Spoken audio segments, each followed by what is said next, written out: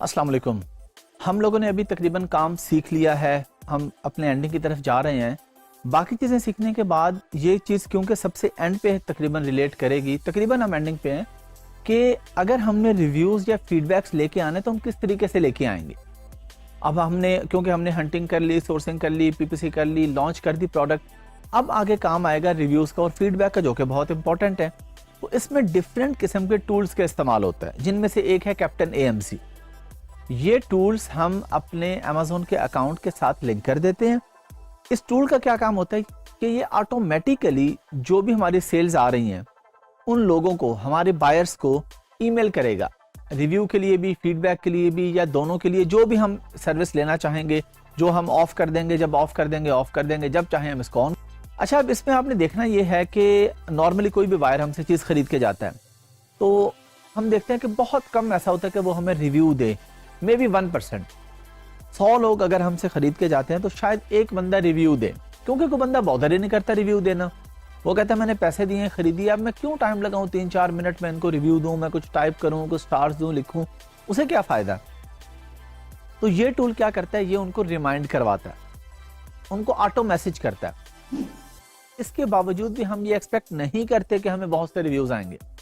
आप खुद देखें, एज अ बायर आप ऑनलाइन कोई चीज़ खरीदते हैं, कोई ऐप डाउनलोड करते हैं, तो वो आपको ऐप का मैसेज आ जाता है कि जी आप इंजॉय करें इस ऐप को, तो प्लीज़ हमें रेट कर दें, रिव्यू दे दें।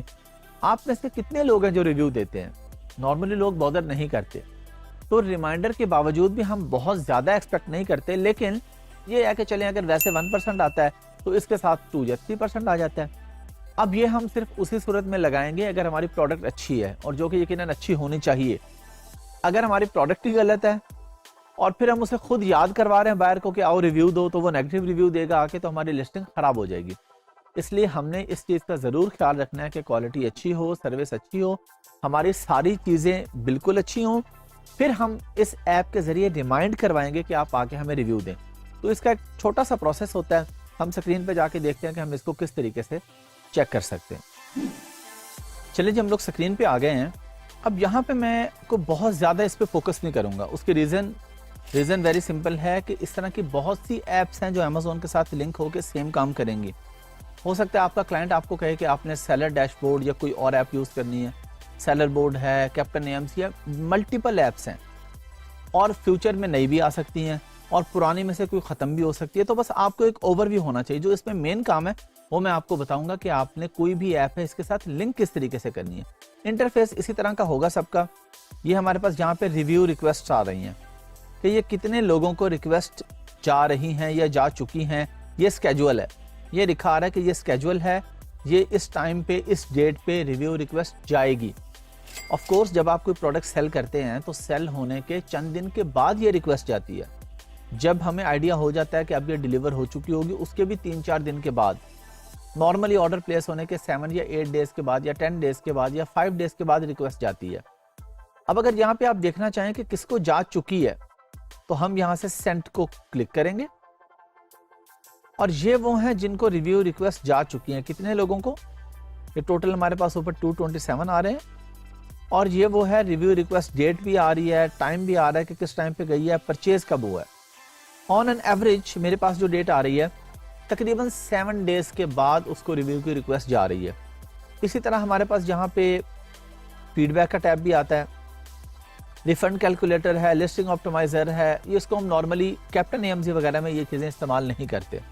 ये हम प्रॉफिट कैलकुलेटर, ऑप्टिमाइजेशन, ये सारा के लिए हम हीलियम 10 का इस्तेमाल करते हैं, जो कि मैं आपको बता चुका हूँ वो एक लॉन्ग टर्म चलने वाली चीज़ है, एक अथेंटिक टूल है, रिलायबल टूल है, उसमें सारे काम होते हैं, और उस जैसा बड़ा टूल अभी तक और कोई अवेलेबल नहीं है। हो सकता है फ्यूचर में कोई आ जाए, या जब आपकी वीडियो देख रहे हो तो कोई आ जाए, लेकिन हीलियम ऐसा टूल है जो अभी चलने वाला टूल है, अभी काफ़ी अर्सा चलेगा। तो हम हीलियम को इस्तेमाल करना प्रॉपर सीख चुके हैं, बाकी सारे काम हम वहाँ से करेंगे। यहाँ से हमने सिंपल ओवरव्यू ले लिया। फीडबैक का आप जाके देख लें, यहाँ पे हम फीडबैक पे क्लिक करेंगे तो जी हमें दिखा देगा जी ये फीडबैक है, किस किस बंदे ने क्या क्या फीडबैक दिया है, उसमें हमने कोई नोट्स ऐड करना है, कुछ भी करना है, तो ये सारी चीज़ें हमारे पास एक जगह पे आ रही हैं। अब जो असल चीज़ सीखने वाली है वो ये है कि ये कोई भी ऐप लिंक किस तरीके से होती है। तो आप सेलर सेंट्रल में आएंगे और ये पार्टनर नेटवर्क, यहाँ पे manage your apps, manage your apps में हमारे पास अब ये कैप्टन AMC आ रहा है, हमने यहाँ पे किया हुआ है, इसको हम यहाँ से डिसेबल भी कर सकते हैं। और हम कोई नई ऐप ऐड करना चाहें तो नई ऐप ऐड करने का सबसे जो आसान और सिंपल तरीका है, वो आप जब परचेज करेंगे कोई भी ऐप, कैप्टन AMC है या कोई भी इनका एक प्रीमियम पैकेज होता है, 15, 20, 25, $50 कोई भी अमाउंट हो सकती है। आप जब परचेज कर लेते हैं तो वो आपका रजिस्टर्ड ईमेल एड्रेस जो अमेजोन के साथ लिंक है, अमेजोन अकाउंट के साथ, उस पर ईमेल करते हैं, आप उसको अप्रूव करते हैं, उसके बाद वो यहाँ पे आपके पास शो होता है, आप उसको ऑथोराइज करते हैं। ऑथोराइज करने के बाद अब वो यहाँ पे काम करना शुरू हो जाता है। यहाँ पे एक और ऑप्शन डायरेक्ट भी आ रही है, ऑथोराइज न्यू डेवलपर। हीलियम 10 आपने ऐड करना है, डेवलपर का नाम, डेवलपर ID जो भी आपको प्रोवाइड होगी। नेक्स्ट पे जाएंगे तो आपको हीलियम 10 पे एक कोड आएगा, वो कोड यहाँ पे एंटर करेंगे तो हीलियम 10 आपका यहाँ पे लिंक हो जाएगा। तो इस तरह मल्टीपल ऐप्स हैं, कोई भी ऐप आप लिंक करना चाहें, डिफरेंट पेमेंट ऐप्स होती हैं, फीडबैक के लिए अलग होती है, रिव्यू के लिए अलग होती है। ये सारी थर्ड पार्टी ऐप्स हैं, ये सारी अमेजोन के साथ लिंक होती हैं और इनको लिमिटेड एक्सेस होती है। PPC के भी कुछ टूल्स होते हैं, ऑटो PPC चलाने के लिए मल्टीपल टूल्स है मार्केट में जो कहते हैं जी हम आपकी PPC मैनेज करेंगे। अब उनको आप अपने पूरे अकाउंट की एक्सेस नहीं दे देते, उनको आप यहीं पे ऐड करके सिर्फ PPC की एक्सेस दे देंगे। तो जितनी एक्सेस आपने जिसको देनी हो, जो ऐप हमारी ज़रूरत की हो, उस ऐप को हम आसानी से यहाँ पे लिंक कर सकते हैं। एक बात याद रखनी है आपने, हो सकता है जब आप ये वीडियो देख रहे हो तो कैप्टन AMC खत्म हो चुका हो, क्योंकि ये एक थर्ड पार्टी ऐप है, अमेजोन के साथ ये लिंक है। या इस तरह की और बहुत सी ऐप्स हैं, ये अकेली ऐप नहीं है, मैंने आपको एग्जाम्पल इसकी दी है। अब आप कोई भी और ऐप लिंक करेंगे रिव्यूज़ के लिए, फीडबैक्स के लिए, और उसको इस्तेमाल करेंगे। अब मैंने आपको इसका इंटरफेस दिखा दिया कि ये इस तरह का है, जो दूसरी ऐप होगी उसमें थोड़ा चेंज होगा। लेकिन जब आप इतना काम सीख चुके हैं तो ये आपके लिए कोई मुश्किल काम नहीं होना चाहिए। आपको खुद पता होना चाहिए कि मैंने ये यूज़ करके देख लिया था, रिव्यूज़ और फीडबैक ही होते हैं। कहीं पे ब्लू कलर होगा, कहीं पे ग्रीन होगा, फॉन्ट बड़ा होगा, छोटा होगा, किसी भी ऐप के अंदर उसका काम तो सेम है ना। लेकिन ये आपके माइंड में रहे कि हो सकता है फ्यूचर में हम इसका इस्तेमाल ना करें। अस्सलाम वालेकुम।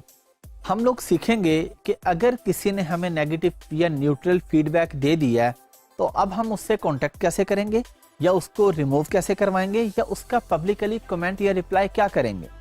तो बड़ा आसान सा प्रोसेस है, हम स्क्रीन पे चल के देखेंगे। सेलर सेंट्रल में पहले हम देखेंगे कि हमारे पास फीडबैक कहाँ पे शो होते हैं, फिर उस फीडबैक के आगे हमारे पास क्या क्या ऑप्शन आती है। कांटेक्ट करने के लिए अमेजोन हमें खुद से भी कुछ लिख के दे देता है, हम चाहें तो उसमें एडिट करके भी उसको भेज सकते हैं। बार बार भी रब्ता कर सकते हैं कस्टमर से, हम उसको इरिटेट नहीं करेंगे। बार बार रब्ते से मुराद ये है कि हम उसको एक ईमेल करेंगे, फिर उसका रिप्लाई आएगा, हो सकता है वो उसकी कोई भी प्रॉब्लम हो, कोई भी डिमांड हो, फिर हम उसका रिप्लाई करेंगे, फिर वो उसका रिप्लाई करेगा, तो किसी भी टाइम पे हमारा उससे फाइनल हो जाएगा। और अगर नहीं भी होता तो हम उसको छोड़ देंगे वहाँ पे। तो इस सारी चीज़ों में हम उसके साथ कोई भी डील बना सकते हैं। लेकिन एक चीज़ है कि अगर उसने रिव्यू देना था और फीडबैक में दे दिया तो ये बड़े मज़े की चीज़ है, ये बड़ी आसानी से रिमूव हो जाता है। मैं आपको भी करके दिखाऊंगा, विद इन सेकेंड्स ये रिमूव हो जाता है। कि अगर फीडबैक और रिव्यू का फ़र्क मैं आपको पहले बता चुका हूँ कि अगर तो उसने कोई ऐसी बात लिखी है कि जी मैंने इनको कॉल की थी, इन्होंने मेरी कॉल नहीं रिसीव की, या ईमेल की थी, रिप्लाई नहीं किया, मैसेज किया था, रिप्लाई लेट आया है, ऑर्डर मंडे को मिलना था, फ्राइडे को मिला है, ऑर्डर ब्लैक कलर का किया था, वाइट कलर का मिला है, तो ये सारे हैं फीडबैक कि आपके सर्विसेज में कहीं ना कहीं कमी है। और रिव्यू ये था कि प्रोडक्ट जो मिली है उसका मटेरियल अच्छा नहीं है, क्वालिटी अच्छी नहीं है। तो अगर तो वो फीडबैक में आके रिव्यू दे देता है कि जी क्वालिटी अच्छी नहीं है, तो हम इसको विद इन सेकंड्स रिमूव करवा लेंगे। कैसे, आइए देखते हैं। चलिए जी, अब हम लोग फिर स्क्रीन पे आ गए हैं और हम देखते हैं कि हम नेगेटिव फीडबैक किस तरीके से रिमूव करवा सकते हैं, या बायर से हम किस तरीके से कांटेक्ट करेंगे जिसने हमें कोई भी नेगेटिव फीडबैक दे दिया। हम आए सेलर सेंट्रल पे, परफॉर्मेंस के टैब में आए और फीडबैक पे आ गए। अब फीडबैक पे आके हमने देखा कि हमारे पास इस पेज पे ये एक नेगेटिव फीडबैक आ रहा है। 2, 3 वाला न्यूट्रल होता है, 4 और 5 पॉजिटिव होते हैं, 1 और 2 नेगेटिव होता है, 1 से 5 तक इसकी रेटिंग होती है। हमने क्या करना है, सिंपली नेगेटिव फीडबैक के सामने ऑप्शन आ रही है, यहाँ पे लिखा है कॉन्टेक्ट कस्टमर, और एक हमारे पास ऑप्शन है पोस्ट अ पब्लिक रिप्लाई, और एक है रिक्वेस्ट रिमूवल। रिक्वेस्ट रिमूवल का मतलब है कि हम अमेजोन को कांटेक्ट कर रहे हैं, हम कह रहे हैं कि जी ये नेगेटिव फीडबैक जो है ये गलत है, ये नहीं होना चाहिए, ये किसी भी वजह से गलत है, हमारा कसूर नहीं है। फॉर एग्जांपल FBA कर रहे हैं आप प्रोडक्ट, और बायर आके नेगेटिव देता है जी मुझे 4 दिन लेट मिली है प्रोडक्ट, आप अमेजोन को कहते हैं जी आप इसे रिमूव करें, 4 दिन लेट मिली है, मेरा तो कोई कसूर नहीं, ये तो अमेजोन का कसूर है क्योंकि प्रोडक्ट फुलफिल बाय अमेजोन है। अमेजोन के वेयर हाउस में तो प्रोडक्ट पड़ी हुई है, अगर लेट गई है तो अमेजोन जिम्मेदार है, आप या मैं जिम्मेदार नहीं है इस चीज के। तो हम यहाँ पे रिक्वेस्ट रिमूवल करेंगे। पोस्ट अ पब्लिक रिप्लाई पे क्या होगा कि आप इस पे एक रिप्लाई कर देंगे कि जी अगर फॉर एग्जांपल आप एफटीएम कर रहे थे, आप रिप्लाई करेंगे जी कुछ हालात ऐसे थे, कोई वजह ऐसी थी, कोई प्रॉब्लम ऐसी थी, या जो कोरियर सर्विस थे उनकी कोई गलती थी, इस वजह से लेट मिला है, मेरा कसूर नहीं है, मैं आइंदा इस पे एहतियात करूंगा। तो बाकी लोग देखेंगे कि अच्छा अगर नेगेटिव फीडबैक आया तो इस बंदे ने बॉदर किया, इस बंदे ने पढ़ा है और उसको रिप्लाई किया पब्लिकली कि ये नहीं होना चाहिए था, ये ज्यादती है, या मैं अपनी गलती मान रहा हूँ, या मैं कह रहा हूँ कि ये गलत है। गलत तौर पे भी बायर दे देता है बाज़ दफ़ा, आपका कंपेटिटर भी आपको दिलवा सकता है, और ये कोई बहुत बड़ी टेंशन लेने वाली बात नहीं है। होता है 1-2% अगर ऐसा हो भी जाए तो कोई खास फर्क नहीं पड़ता। आपका कंपेटिटर भी ऐसा करता है कि किसी दोस्त को कहेगा, बाय करवाएगा और नेगेटिव फीडबैक दे देगा। तो हम यहाँ पे क्या करेंगे, हम कॉन्टैक्ट कस्टमर पे क्लिक करेंगे कि अगर हमने देखा कि हमारी गलती है, उसका जेन्युइन नेगेटिव फीडबैक है, हम अब उससे कॉन्टैक्ट करेंगे। हम उसको कहेंगे जी ठीक है हमारी गलती है, हम क्या करते हैं हम आपको नई आइटम भेज देते हैं, अगर आइटम में कोई मसला था, अगर आपको लेट मिली है तो मैं उसके लिए सॉरी करता हूँ, मैं आपको पार्शियल रिफंड कर देता हूँ, या अगर इतनी लेट मिली आप कहते हैं जी मैं आपको रिफंड करने को तैयार हूँ। ये देखें जी, ये अब उसको ये मैसेज जाएगा यहाँ से, यहाँ पे आप उसको कोई भी मैसेज लिख सकते हैं, कोई भी मसला था, कुछ भी प्रॉब्लम थी वो आप यहाँ पे लिख के और उसके बाद आप यहाँ पे इसको सेंड करेंगे तो उसको ये मैसेज सेंड हो जाएगा। अब बायर के साथ आप कम्युनिकेट भी कर सकते हैं, ऐसा नहीं कि बस एक मैसेज भेजा और उसने डिसीजन जो भी लिया, आपके 2, 4, 5, 6 मैसेजेस भी हो सकते हैं बायर के साथ, कोई भी हो, बस आप क्लिक करेंगे और यहाँ पे आपके पास ऑप्शन आ जाएगी। अच्छा, अब आप क्या करते हैं कि एक और जो ऑप्शन हमारे पास यहाँ आ रही है रिक्वेस्ट रिमूवल की, हम कहते हैं कि जी हमें लग रहा है कि ये रिव्यू है और इसको यहाँ फीडबैक के टैब पे नहीं होना चाहिए था। तो मैं अमेजोन को कहता हूँ जी रिव्यू था तो रिव्यू के टैब में आएगा, फीडबैक में क्यों आ गया। मैंने अमेजोन को कहा और अमेजोन कह रहे जी ये क्राइटेरिया मीट कर रहा है कि ये वाकई यहाँ पे नहीं होना चाहिए था। मैं कहता हूँ जी बिल्कुल नहीं होना चाहिए था।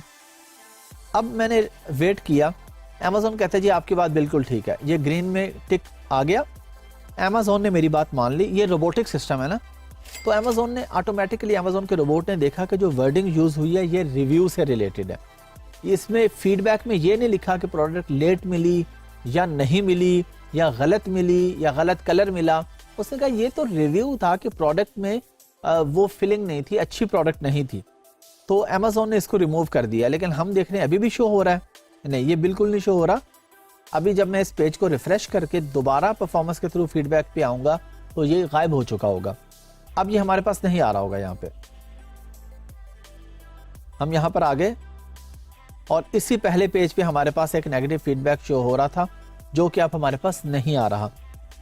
हम यहाँ पे एक और एग्जांपल देख लेते हैं। ये हमारे पास एक न्यूट्रल फीडबैक आ रहा है, इसकी रेटिंग है 3 और वो कह रहे हैं जी ये भी अगेन रिव्यू में बात आ रही है, मटेरियल पे बात कर रहा है जी, कॉटन कवर, लेकिन ये तो कोई और कवर है। हम सिंपली जाएंगे, अगर हमारी गलती होगी तो हम हमेशा अपनी गलती मानेंगे और बायर को कांटेक्ट करेंगे। यहाँ पे हम फिर रिक्वेस्ट रिमूवल पे करेंगे। अमेजोन कहते हैं जी अगर लैंग्वेज गलत है, ये देखें ये 3rd लाइन में हमारे पास लिखा आ रहा है, अमेजोन पूछ रहा है the entire feedback comment is a product review. हम कहते हैं जी बिल्कुल ये एंटायर फीडबैक जो ये रिव्यू है, ये फीडबैक नहीं है। अगर उससे मटेरियल पे भी बात की है, साथ ये भी लिख दिया कि लेट मिला है, तो अब ये फीडबैक भी शामिल हो गया। अगर तो पूरे के पूरा जो उसने लिखा है वो रिव्यू है, मैं कहता हूँ जी बिल्कुल यस पे क्लिक किया। अमेजोन अगेन मुझे देखे वही मैसेज दे दिया, अमेजोन ने कहा जी मैंने रिमूव कर दिया, फिर शो हो रहा है, तो कोई बात नहीं। अभी हम इसको जब रिफ्रेश करेंगे पेज को तो ये भी यहां से गायब हो चुका होगा, ये देखें जी। अच्छा, अब यहां पे अमेजोन ने क्या किया कि ये ऊपर मेरे पास ना पहले ब्रैकेट में 1 लिखा आ रहा था न्यूट्रल का, और यहां पे अमेजोन क्या कह रहा है, जो मैंने आपको एक दफा पहले बात बताई थी कि कोई ऐसी चीज जो अमेजोन की जिम्मेदारी होगी, हालांकि यहां पे अब थोड़ी सी मिस्टेक हुई अमेजोन के रोबोटिक सिस्टम से, था तो ये रिव्यू, लेकिन अमेजोन ने रिमूव कर दिया और नीचे लिख दिया this item was fulfilled by Amazon and we take responsibility for this fulfilment experience. लेकिन अगर मैं चाहूं तो अमेजोन के साथ केस खोल के ये वाला एसेंट डाल के ऑर्डर आईडी साथ डाल के केस खोल के कह सकते हो इसको बिल्कुल यहाँ से गायब कर दे। अभी ये यहाँ पे तो शो हो रहा है, लेकिन मेरी अकाउंट हेल्थ को ये अफेक्ट नहीं कर रहा, क्योंकि देखें 30 डेज में मेरे पास यहाँ पे जीरो न्यूट्रल आ रहा है। और ये फीडबैक कब आया है? जब मैं ये वीडियो रिकॉर्ड कर रहा हूँ तो ये इसी मंथ में आया हुआ। लेकिन अगर मैं यहाँ पे देखता हूँ लास्ट 90 डेज में भी जीरो, इसका मतलब ये है कि यहाँ पे लिखा है अमेजोन ने इसको क्रॉस करके नीचे अपना जवाब दे दिया और इसको यहाँ से रिमूव कर दिया। तो ये अब ये फीडबैक हमारे अकाउंट की हेल्थ को अफेक्ट नहीं करेगा। चलें जी, फीडबैक रिमूव करवाना भी आपको आ गया। मैंने आपके सामने एक नेगेटिव और एक न्यूट्रल फीडबैक रिमूव भी करवाया, अमेजोन ने उसी वक्त रिमूव कर दिया या खुद से रिप्लाई कर दिया। तो अकाउंट हेल्थ के लिए ये बड़ा इंपॉर्टेंट फैक्टर है। आप लोग जब काम कर रहे होंगे आपने एवरी वीक ये ज़रूर देख लें कि कोई नेगेटिव फीडबैक तो नहीं आया मुझे, अगर आया है तो उसको किस तरीके से रिमूव करवाना है। कुछ केसेस में ऐसा होता है कि रिव्यू ही आ जाता है फीडबैक में, वो तो फौरन रिमूव हो जाएगा। और FBA में हमें इतना प्रॉब्लम ही नहीं होगा फीडबैक में, क्योंकि अगर डिले आ रहे हैं या कोई मसला हुआ है, डिलीवरी लेट मिली है, कलर गलत मिला है, ऑर्डर गलत मिला है, ईमेल का रिप्लाई नहीं गया, तो वो सब अमेजोन जिम्मेदार है, क्योंकि अमेजोन सब कुछ हैंडल कर रहा है ना। तो FBA में फीडबैक इतना मैटर नहीं कर रहा होता, लेकिन FBM में ये बड़ा इंपॉर्टेंट फैक्टर है, बहुत ज़रूरी है। एवरी वीक आपको चेक करना है और नेगेटिव फीडबैक वालों से कांटेक्ट करना है या रिमूव करवाना है, ताकि आपके अकाउंट की हेल्थ अफेक्ट ना हो। अस्सलाम वालेकुम। हम लोग सीखेंगे कि चाइल्ड अकाउंट की एक्सेस या चाइल्ड अकाउंट की परमिशन किस तरीके से दी जाती है सेलर सेंटर से। अच्छा, चाइल्ड अकाउंट क्यों ज़रूरी है, इस पर हम बहुत पहले बात कर चुके हैं। सिर्फ याद दहानी के लिए मैं आपको क्विकली बता रहा हूँ कि चाइल्ड अकाउंट और पेरेंट अकाउंट, मेन अकाउंट में फ़र्क ये होता है कि चाइल्ड अकाउंट में आपके पास लिमिटेड एक्सेस होती है। जिस तरीके से आपके किसी दोस्त का एक घर है और वो घर पे नहीं है, वो लॉन्ग टूर पे गया हुआ है, 6 महीने के लिए अवेलेबल नहीं है, वो आपको एक्सेस दे जाता है सिर्फ 2 कमरों की, ये 2 कमरे आप यूज़ कर सकते हैं, बाकी को वो लॉक कर जाता है। तो ये आपके पास चाइल्ड एक्सेस है, लिमिटेड एक्सेस है, आपके पास पूरे घर की एक्सेस नहीं है। इसी तरह अमेजोन सेलर सेंटर पर जो ओनर होता है अकाउंट का, वो VA को कंप्लीट एक्सेस नहीं देता, वो उसको यूज़र नेम और पासवर्ड डायरेक्टली नहीं दे देता, क्योंकि उसे पता नहीं है वो अमेरिका में बैठा है, कनाडा में, आप पाकिस्तान में या किसी और मुल्क में बैठे हुए हैं। तो वो ये करता है, वो कहता है जी जो आपकी ज़रूरत की चीज़ है वो आप मुझसे परमिशन ले लें कि आप अकाउंट में क्या क्या काम कर सकते हैं, क्या नहीं कर सकते। तो पेमेंट वगैरह की एक्सेस वो आपको नहीं देगा, ना वो आपको चाहिए एज अ VA। वो आपको एक्सेस देगा कंटेंट मैनेजर की, लिस्टिंग एडिट करने की, रिपोर्ट्स वगैरह की जो आपसे रेलिवेंट है, PPC की। तो जो परमिशन आपको देना चाहेगा वो दे देगा। अभी हम स्क्रीन पे चलते हैं और जाके देखते हैं कि यूज़र परमिशन हमारे पास कहाँ पे आती है, उसमें क्या क्या ऑप्शंस आती हैं, उसमें व्यू की ऑप्शन क्या होती है, व्यू एंड एडिट क्या होती है, नन की ऑप्शन क्या होती है, हमने कौन सी ऑप्शन देनी है और कौन सी नहीं देनी है, आइए देखते हैं। चलिए जी, हम लोग स्क्रीन पे आ गए हैं। अब हम देखते हैं कि हम चाइल्ड अकाउंट की एक्सेस किस तरीके से देंगे। हम आएंगे सेटिंग्स पे और यहाँ पे हमारे पास एक टैब आ रहा होगा यूज़र परमिशंस, ये नीचे आ गया हमारे पास। यहाँ पे हम नाम लिखेंगे जिसको हमने यूज़र परमिशन देनी है, यहाँ पे उसका ईमेल एड्रेस लिखेंगे और उसको इनवाइट कर देंगे। अब जब फ़र्ज़ करें आप एज अ VA काम कर रहे हैं, तो आप अपने क्लाइंट के साथ स्क्रीन शेयरिंग की कोई भी ऐप यूज़ करके आएंगे, जूम पे आएंगे या कोई भी ऐप यूज़ करेंगे और उसको बताएंगे कि यहाँ से आपने मुझे इनविटेशन भेजना है, या अगर आप सेलर है तो आप इनविटेशन भेजेंगे पहले। अब इनविटेशन जाने के बाद जब आपका VA या आप एज अ VA हैं तो आप उसको एक्सेप्ट करेंगे, उस ईमेल में ऑप्शन आएगी, आप उसको एक्सेप्ट करेंगे तो ये ऑप्शन यहाँ पे ऊपर हमारे पास आ जाएगी, ये नेम और ईमेल एड्रेस पे। अब हम यहाँ पे क्या करेंगे, पहले मैं ये सेकंड वाले पे क्लिक करता हूँ, मैनेज परमिशन पे जाएगा, फिर आपका क्लाइंट या आप जो भी परमिशन दे रहा है, और यहाँ पे कंटिन्यू करके यहाँ पे अब VA का जो वर्चुअल असिस्टेंट है उसका पासपोर्ट अपलोड होगा या उसका ID कार्ड, जो भी प्रूफ ऑफ आइडेंटिटी वो मांगेगा आपसे, और नीचे proof of address. Proof of address में आपका यूटिलिटी बिल हो सकता है, आपकी बैंक स्टेटमेंट हो सकती है, पाकिस्तान की of course. As a VA जब आप पाकिस्तान से बैठ के काम कर रहे हैं, आपका क्लाइंट आपसे ये चीज़ें मांगेगा, आपने उसको अपने पासपोर्ट की स्कैन कॉपी और एक बिल या बैंक स्टेटमेंट, ज़रूरी नहीं कि आपके नाम पे हो, आप जहाँ पे रह रहे हैं बस उस एड्रेस पे हो, वो आपके फादर, आपके भाई, किसी और के नाम पे भी हो सकता है बिल, आपने वो प्रोवाइड कर दिया। बेहतर है कि आपके नाम पे हो, लेकिन किसी और का भी चल जाता है कि ये प्रूफ ऑफ एड्रेस है कि मैं इस एड्रेस पे रहता हूँ। अच्छा, अब हम वापस आ जाते हैं, क्योंकि यहाँ पे अभी जब तक डॉक्यूमेंट अपलोड होके वेरीफाई नहीं होंगे तो हमारे पास अगली ऑप्शन नहीं आएगी। लेकिन मेरे पास ऑलरेडी एक ऐसा ईमेल एड्रेस है जिस पे डॉक्यूमेंट्स वेरीफाई हो चुके हैं। अब यहाँ पे मैं जा रहा हूँ मैनेज परमिशंस। अब इधर से मैंने देखना है कि मैंने कौन सी परमिशन देनी है उसको। A+ कंटेंट मैनेजर है, तो क्या मैंने उसे व्यू और एडिट दोनों ऑप्शन देनी है, या सिर्फ व्यू की ऑप्शन देनी है, या कोई ऑप्शन भी नहीं देनी? तो आप जो भी ऑप्शन देना चाहेंगे वो आप यहाँ पे क्लिक कर देंगे। अब ये क्योंकि हमारा अपना अकाउंट है, अब इस पे चाइल्ड अकाउंट की एक्सेस ये जो ऐड किया हुआ ये भी अपना ही अकाउंट है, तो आपके पास यहाँ पे ऑप्शन आ रही होगी, ये ऑप्शन अभी आ रही है, बस आपने इस पे क्लिक करना होगा। अब A+ कंटेंट मैनेजर व्यू और व्यू एंड एडिट, इसका क्या मतलब है? व्यू का मतलब है कि वो सिर्फ देख सकता है अंदर से, व्यू एंड एडिट का मतलब है कि वो इसमें कोई तब्दीली भी कर सकता है। तो VA के पास ये राइट होना चाहिए कि वो ये चेंजिंग कर सके। यहाँ पे किस किस चीज़ में? एडवर्टाइजिंग में तकरीबन उसके पास सारी परमिशंस होंगी, वाइन प्रोग्राम की, प्रमोशंस की, deals, customer reviews, campaign manager, A+ manager, ये सारी उसके पास परमिशन आपने देनी है या आपको मिलनी है व्यू एंड एडिट की। अच्छा, इसके बाद जो ये एक चीज़ आ रही है अमेजोन पे, मैनेज रिफंड्स। अब ये मैनेज रिफंड ज़रूरी नहीं है कि आपको परमिशन मिले, क्योंकि अगर कभी कभी रिफंड करना होता है, हो सकता है जो आपका क्लाइंट है वो कहे जी रिफंड मैं खुद ही कर लूँगा, मैंने आपको ये परमिशन नहीं देनी, आप किसी को खुद से ऑर्डर करवा के रिफंड ना कर दें, ऐसा भी हो सकता है। मैं ये नहीं कह रहा आप लोग ये करेंगे, लेकिन कोई ना कोई ऐसा कर सकता है, इसलिए हो सकता है वो ये परमिशन आपको ना दे। अब नीचे मार्केट प्लेस गाइडेंस है, इन्वेंट्री है, फुलफिलमेंट प्रोग्राम है। तो अब इसमें से जो परमिशन भी आपसे रेलिवेंट है या आप देना चाहें, या वो आपको जो देना चाहे वो दे देगा, और जो नहीं देना चाहेगा वो नहीं देगा। व्यू और व्यू एंड एडिट का मैंने आपको फ़र्क बता दिया है।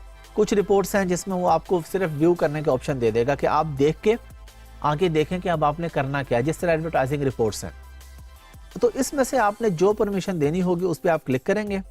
ये सेटिंग्स हैं, सर्विसेज हैं कि वो कंपनी या स्टोर नेम चेंज कर सकता है कि नहीं कर सकता, वैट सर्विसेज के लिए साइन अप कर सकता है कि नहीं कर सकता, टैक्स सेटिंग्स है। तो आपने पेमेंट्स के नहीं देनी परमिशन, पेमेंट्स का क्योंकि ताल्लुक नहीं है उससे कि कितनी पेमेंट आ रही है, पेमेंट की रिपोर्ट क्या है, कितनी सेल्स हो रही हैं, ये जो आपके अकाउंट में पैसे आ रहे हैं, जो अमेजोन के अकाउंट में एवरी 14 डेज़ के बाद अमेजोन आपको पे करता है। और ये 14 डेज़ अभी हैं जब मैं वीडियो रिकॉर्ड करवा रहा हूँ, ये चेंज भी हो सकते हैं।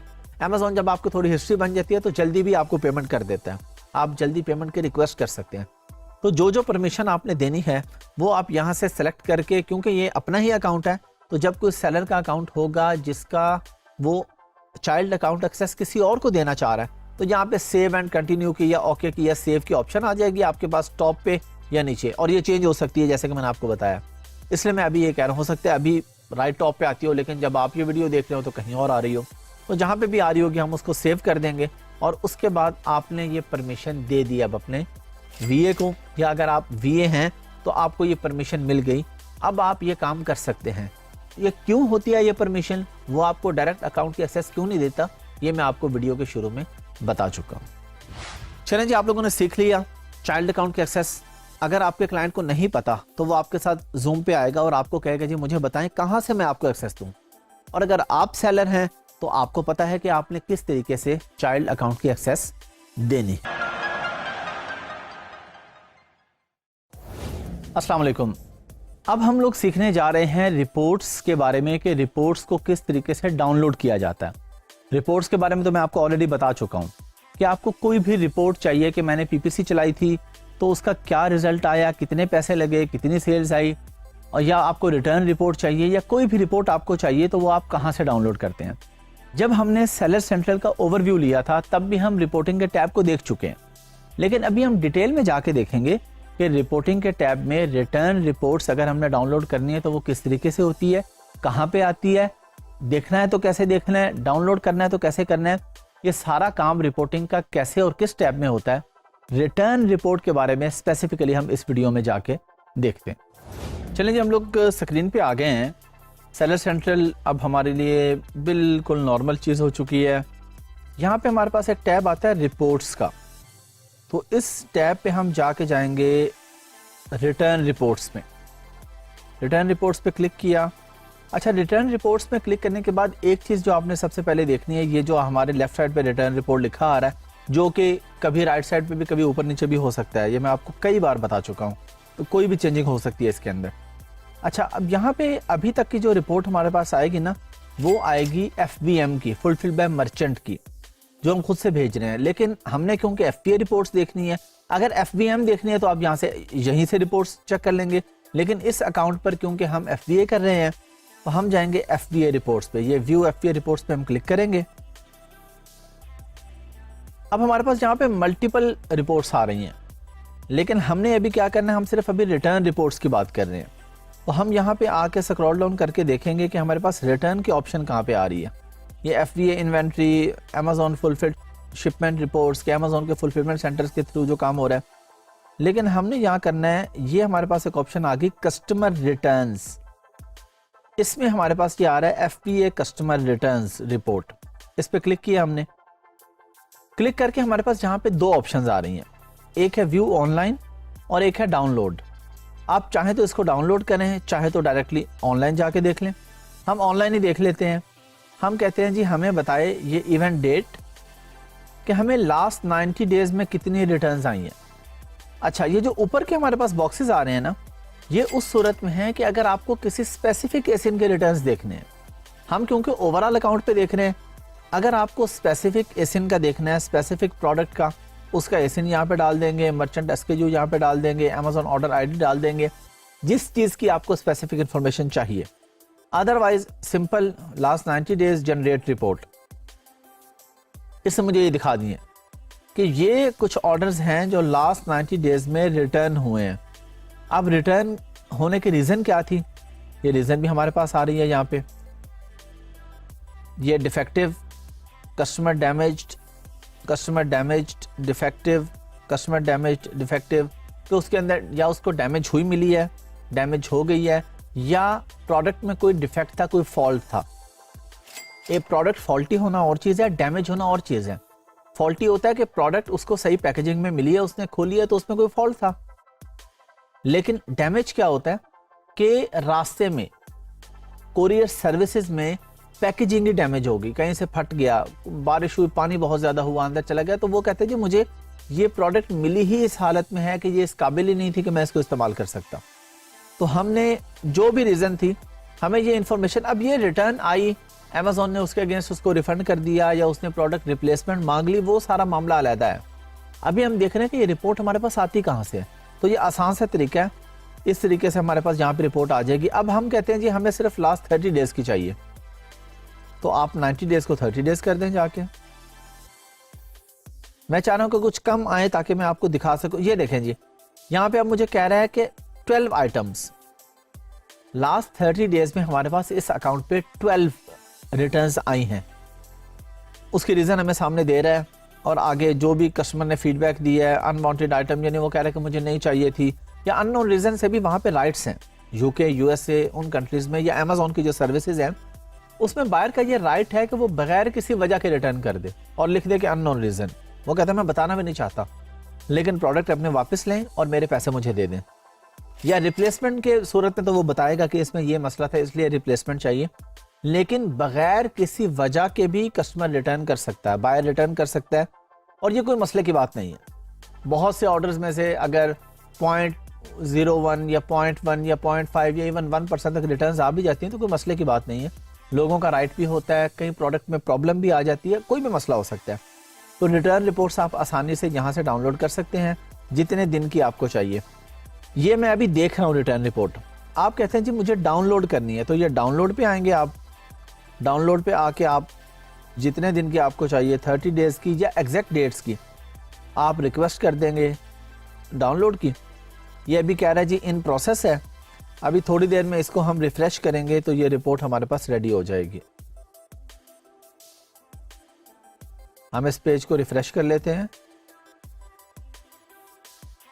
अभी इन प्रोग्रेस है, कुछ ही देर में रिपोर्ट रेडी हो जाएगी। जिस तरह इसके नीचे एक आ रही है, अभी कुछ देर पहले मैंने की थी, इसके नीचे एक आ रही है, ये भी रेडी हो गई है। ये देखें जी, इन प्रोग्रेस की जगह डाउनलोड लिखा आ गया। अब हम इसको डाउनलोड कर लेंगे एक्सेल की फाइल को, और डाउनलोड करके अपने रिकॉर्ड में रख लेंगे। हमें वैसे तो नॉर्मली आप इसको ऑनलाइन भी देख लें तो आपका सारा काम हो जाता है। प्रॉफिट एंड लॉस वो सारे वो चीज़ें आप वैसे कैलकुलेट कर रहे होते हैं, कोई आपका सॉफ्टवेयर या टूल साथ लगा होता है, लेकिन वही चीज़ जो मैंने ऑनलाइन देखी थी वो यहाँ अगर मैंने डाउनलोड करके अपने पास रखनी है तो इस तरह से डाउनलोड करके अपने पास भी आप रख सकते हैं।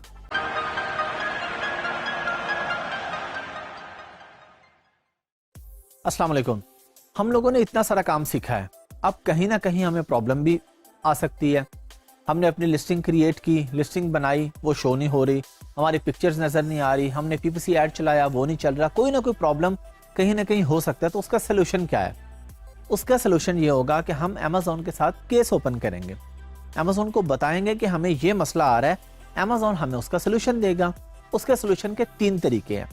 एक है कि आप अमेज़ॉन को ईमेल करेंगे, सेकंड है कि आप लाइव चैट कर सकते हैं, थर्ड है कि आप कॉल बैक रिक्वेस्ट कर सकते हैं। अमेज़ॉन आपको खुद कॉल बैक करेगा, अमेज़ॉन का कोई भी रैप आपको कॉल करेगा और आप उसे अपना मसला बताएंगे। लेकिन हम डायरेक्टली कॉल पे नहीं जाते। 70 to 80% केसेस में हमारा मसला ईमेल पे हल हो जाता है। तो जब हल हो जाता है तो हमने कॉल के ऑप्शन पे नहीं जाना। और वैसे भी इसमें कोई ऐसी घबराने की बात भी नहीं है। अगर आपकी इंग्लिश कोई बहुत अच्छी नहीं है, आप सिर्फ अगर इंग्लिश का गुजारा भी कर लेते तो आप कॉल पे गुजारा कर लें तो वो काफ़ी है। आपको कोई फ्लुएंट इंग्लिश नहीं चाहिए कॉल पे बात करने के लिए, लेकिन ज़रूरत नहीं है। ईमेल पे मसला हल हो जाएगा, अदरवाइज लाइव चैट पे हो जाएगा। बहुत रेयर केसेस में होता है कि आपको कॉल पे जाना पड़े, बल्कि मैं ऐसे स्टूडेंट्स को, ऐसे वीएस को जानता हूं जिनको कई साल हो गया काम करते हुए और कभी भी उन्हें कॉल पे नहीं जाना पड़ा। तो ये कोई ऐसी बात नहीं है, सिर्फ आपको ऑप्शंस का पता होना चाहिए। वहीं हम स्क्रीन पे चलते हैं, चल के देखते हैं कि अमेज़ॉन के साथ किसी भी मसले की सूरत में हम केस कैसे ओपन करेंगे। चलिए हम लोग स्क्रीन पे आ गए हैं। यहाँ पे हमने क्या देखा, सेलर सेंट्रल पे हमारे पास एक ऑप्शन आ रही है, ये टॉप राइट पे हेल्प की। ये ऑप्शन जब आप ये वीडियो देख रहे हो तो कहीं और भी हो सकती है। अच्छा, हेल्प पे आने के बाद हमने ये नीचे हमारे पास एक ऑप्शन आ रही है गेट सपोर्ट, हमने इस पर क्लिक किया। अब इस पे 2 ऑप्शन आ रही हैं कि अगर आपको स्टोर के नाम से या स्टोर से रेलिवेंट कोई प्रॉब्लम है या पीपीसी से रेलिवेंट है तो नीचे, अगर लिस्टिंग के हवाले से या कोई भी और प्रॉब्लम है तो ये ऊपर की ऑप्शन हमारे पास आ रही है। यहाँ पे हम लोग आएंगे और यहाँ पे आके हम ये नीचे वाली ऑप्शन पे जाएंगे कि हमारे पास ऑप्शंस आ जाएं कि हमारे जो मसले आ रहे हैं उसके रेलिवेंट हमें यहाँ पे शो क्या कर रहा है। अच्छा, हम कहते हैं जी प्रोडक्ट लिस्टिंग और इन्वेंट्री लिस्टिंग नॉट एक्टिव। ये हम एग्जांपल ले रहे हैं ना, fix a product page, change a products category, कि आप चाहते हैं जी कैटेगरी चेंज करनी है, आपने गलती से गलत कैटेगरी में लिस्टिंग क्रिएट कर दी थी। ये मैंने आपको लिस्टिंग क्रिएशन में सिखाया है कि कैटेगरीज या सब कैटेगरीज क्या होती हैं। तो हमने कहा जी लिस्टिंग नॉट एक्टिव। उसके बाद हमने कहा जी कॉन्टैक्ट अस, यानी हम डिटेल में जाना चाह रहे हैं। अब डिटेल में चले गए, यहाँ पे हमने अपना इशू डिस्क्राइब किया बड़े बेहतरीन तरीके से। पहले ग्रीटिंग्स लिखा, या ग्रीटिंग्स ही बेहतर रहेगा क्योंकि गुड मॉर्निंग, गुड आफ्टरनून हमें पता नहीं है कि हमारी ईमेल किस वक्त देखी जा रही होगी। ग्रीटिंग्स लिख के अपनी पूरी बात लिख के नीचे thank you, your usual support in this matter will be highly appreciated, या इस तरह की कुछ अच्छी सी लाइंस आपने लिखनी है। लिखने के बाद आपने ये ईमेल के ऑप्शन पे क्लिक करके अपना ईमेल एड्रेस यहाँ पे लिखना है, जो भी आपके अकाउंट का ईमेल एड्रेस है, कोई और नहीं। अकाउंट का ईमेल एड्रेस अपने यहाँ पे लिख दिया आपने। ऐड सीसी में करके आप कोई और भी ईमेल एड्रेस लिख सकते हैं। उसके बाद आपने ये सेंड कर देनी है। अगर तो इशू बहुत इंपॉर्टेंट है, कोई बहुत ही ज़रूरी या कोई ऐसा मसला है कि जिससे लॉस हो सकता है या कोई प्रॉब्लम हो सकती है या आपकी सेल्स रुकी हुई है, कोई मसला है अर्जेंट है, तो आपने इस पर क्लिक कर देना। ये जो बॉक्स आ रहा है, ये रेड कलर का साथ प्लस का साइन आ रहा है, फिर आपको अमेज़ॉन अर्जेंट रिप्लाई करेगा। लेकिन बिला वजह इस पर नहीं क्लिक कर देना। ये मसला ऐसा नहीं है लेकिन आपके मुझे अर्जेंट रिप्लाई चाहिए, जहाँ पे अर्जेंट चाहिए ज़रूर हम इसको सेलेक्ट करेंगे। ये लास्ट पे चैट की ऑप्शन है, यहाँ पे अगर चैट नाउ पे क्लिक करेंगे तो हमारे पास एक नई विंडो खुल जाएगी जहाँ पे हम लाइव चैट कर सकेंगे। लाइव चैट की भी हमें मोस्टली ज़रूरत नहीं पड़ती, पहले मसले में ईमेल में हमारा मसला हल हो जाता है। और लास्ट एक ऑप्शन हमारे पास फ़ोन कॉल की भी है, अपना नंबर देंगे आप यहाँ पे और उसके बाद कॉल मी नाउ पे क्लिक करेंगे तो थोड़ी देर में आपको कॉल बैक आ जाएगी। अब यहाँ पे एक मसले की बात है, आप कहें जी मैं तो पाकिस्तान में हूँ तो मुझे कॉल कैसे आएगी, पाकिस्तानी नंबर पे आएगी, यूके के नंबर पे आएगी। तो टेक्स्ट मी एक ऐप है, उसको आप लोग डाउनलोड करके 10 या 12 डॉलर में एक यूके का या यूएसए का नंबर खरीद सकते हैं 1 साल के लिए। उस नंबर पे आपको कॉल भी आएगी, आप उसे कॉल कर भी सकते हैं, उस पर आप व्हाट्सएप वगैरह भी बना सकते हैं। तो अगर आप अपना अकाउंट चला रहे हैं, अपना काम कर रहे हैं और आप चाहते हैं कि आपके पास एक लोकल नंबर भी हो जिस मार्केट में आप बेच रहे हैं, तो और इस तरह की बहुत सी ऐप्स हैं, आप ढूंढ सकते हैं, किसी भी ऐप पे ये काम कर सकते हैं। अच्छा, अब हमने कहा जी हमने ईमेल कर दी, कुछ लिख दिया और ईमेल सेंड कर दी। अब ये हमारे पास ईमेल शो कहाँ पे हो रही होगी? तो ये हमारे पास केस लॉग आ रहा है, ये ऊपर केस लॉग की ऑप्शन आ रही है। यहाँ पे हमारे पास वो सारे केसेस आ रहे हैं इस अकाउंट पे, क्योंकि हमने पहले से कुछ केसेस ओपन किए हुए हैं। तो क्रिएशन डेट आ रही है, आगे उसकी आईडी आ रही है, स्टेटस आ रहा है कि उसका आंसर मिल गया या नहीं मिला, ईमेल एड्रेस आ रहा है हमारे पास, और शॉर्ट डिस्क्रिप्शन आ रही है कि इशू क्या था, किस इशू पे हमने अमेज़न के साथ केस ओपन किया था। ये व्यू करेंगे तो हमारे पास इसकी मज़ीद डिटेल भी आ जाएगी कि हमने इसमें क्या क्या लिखा था, अमेज़न ने क्या रिप्लाई किया, ये सारी चीज़ें हमारे पास यहाँ पे शो हो जाती हैं। तो बहुत सिंपल है, कोई भी मसला होगा सिंपली हेल्प पे जाके, सपोर्ट पे जाके केस ओपन कर देंगे। केस के रिप्लाई आपके पास केस लॉग में शो हो रहे होंगे। केस लॉग भी हमारे पास यहीं पे हेल्प के अंदर जाके ये केस लॉग आ रहा है। चाहे आप अभी मजीद गेट सपोर्ट और अगले पेजेस पे जाने की ज़रूरत नहीं है आपको, वो जब आपने केस खोलना है तब जाना है। जो केस का रिकॉर्ड आपने चेक करना है वो सिंपली हेल्प पे जाके केस लॉग पे क्लिक किया तो हमारे पास सारे केसेस यहाँ पे शो हो जाएंगे। चलें जी, आप लोगों ने सीख लिया कि केस कैसे खोलते हैं अमेज़न के साथ। कोई भी प्रॉब्लम हो आप सिंपली यहीं पे जाएंगे, हेल्प पे जाएंगे और अमेज़न के साथ अपना केस ओपन करें।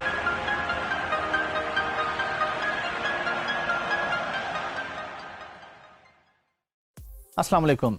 हम लोग क्योंकि रिपोर्ट्स के बारे में सीख रहे हैं तो इस वीडियो में हम लोग सीखेंगे कि बिजनेस रिपोर्ट्स किस तरीके से डाउनलोड होती है, बिजनेस रिपोर्ट में क्या क्या होता है, कौन सी चीज़ हमारे से रेलिवेंट है, कौन सी चीज़ रेलिवेंट नहीं है।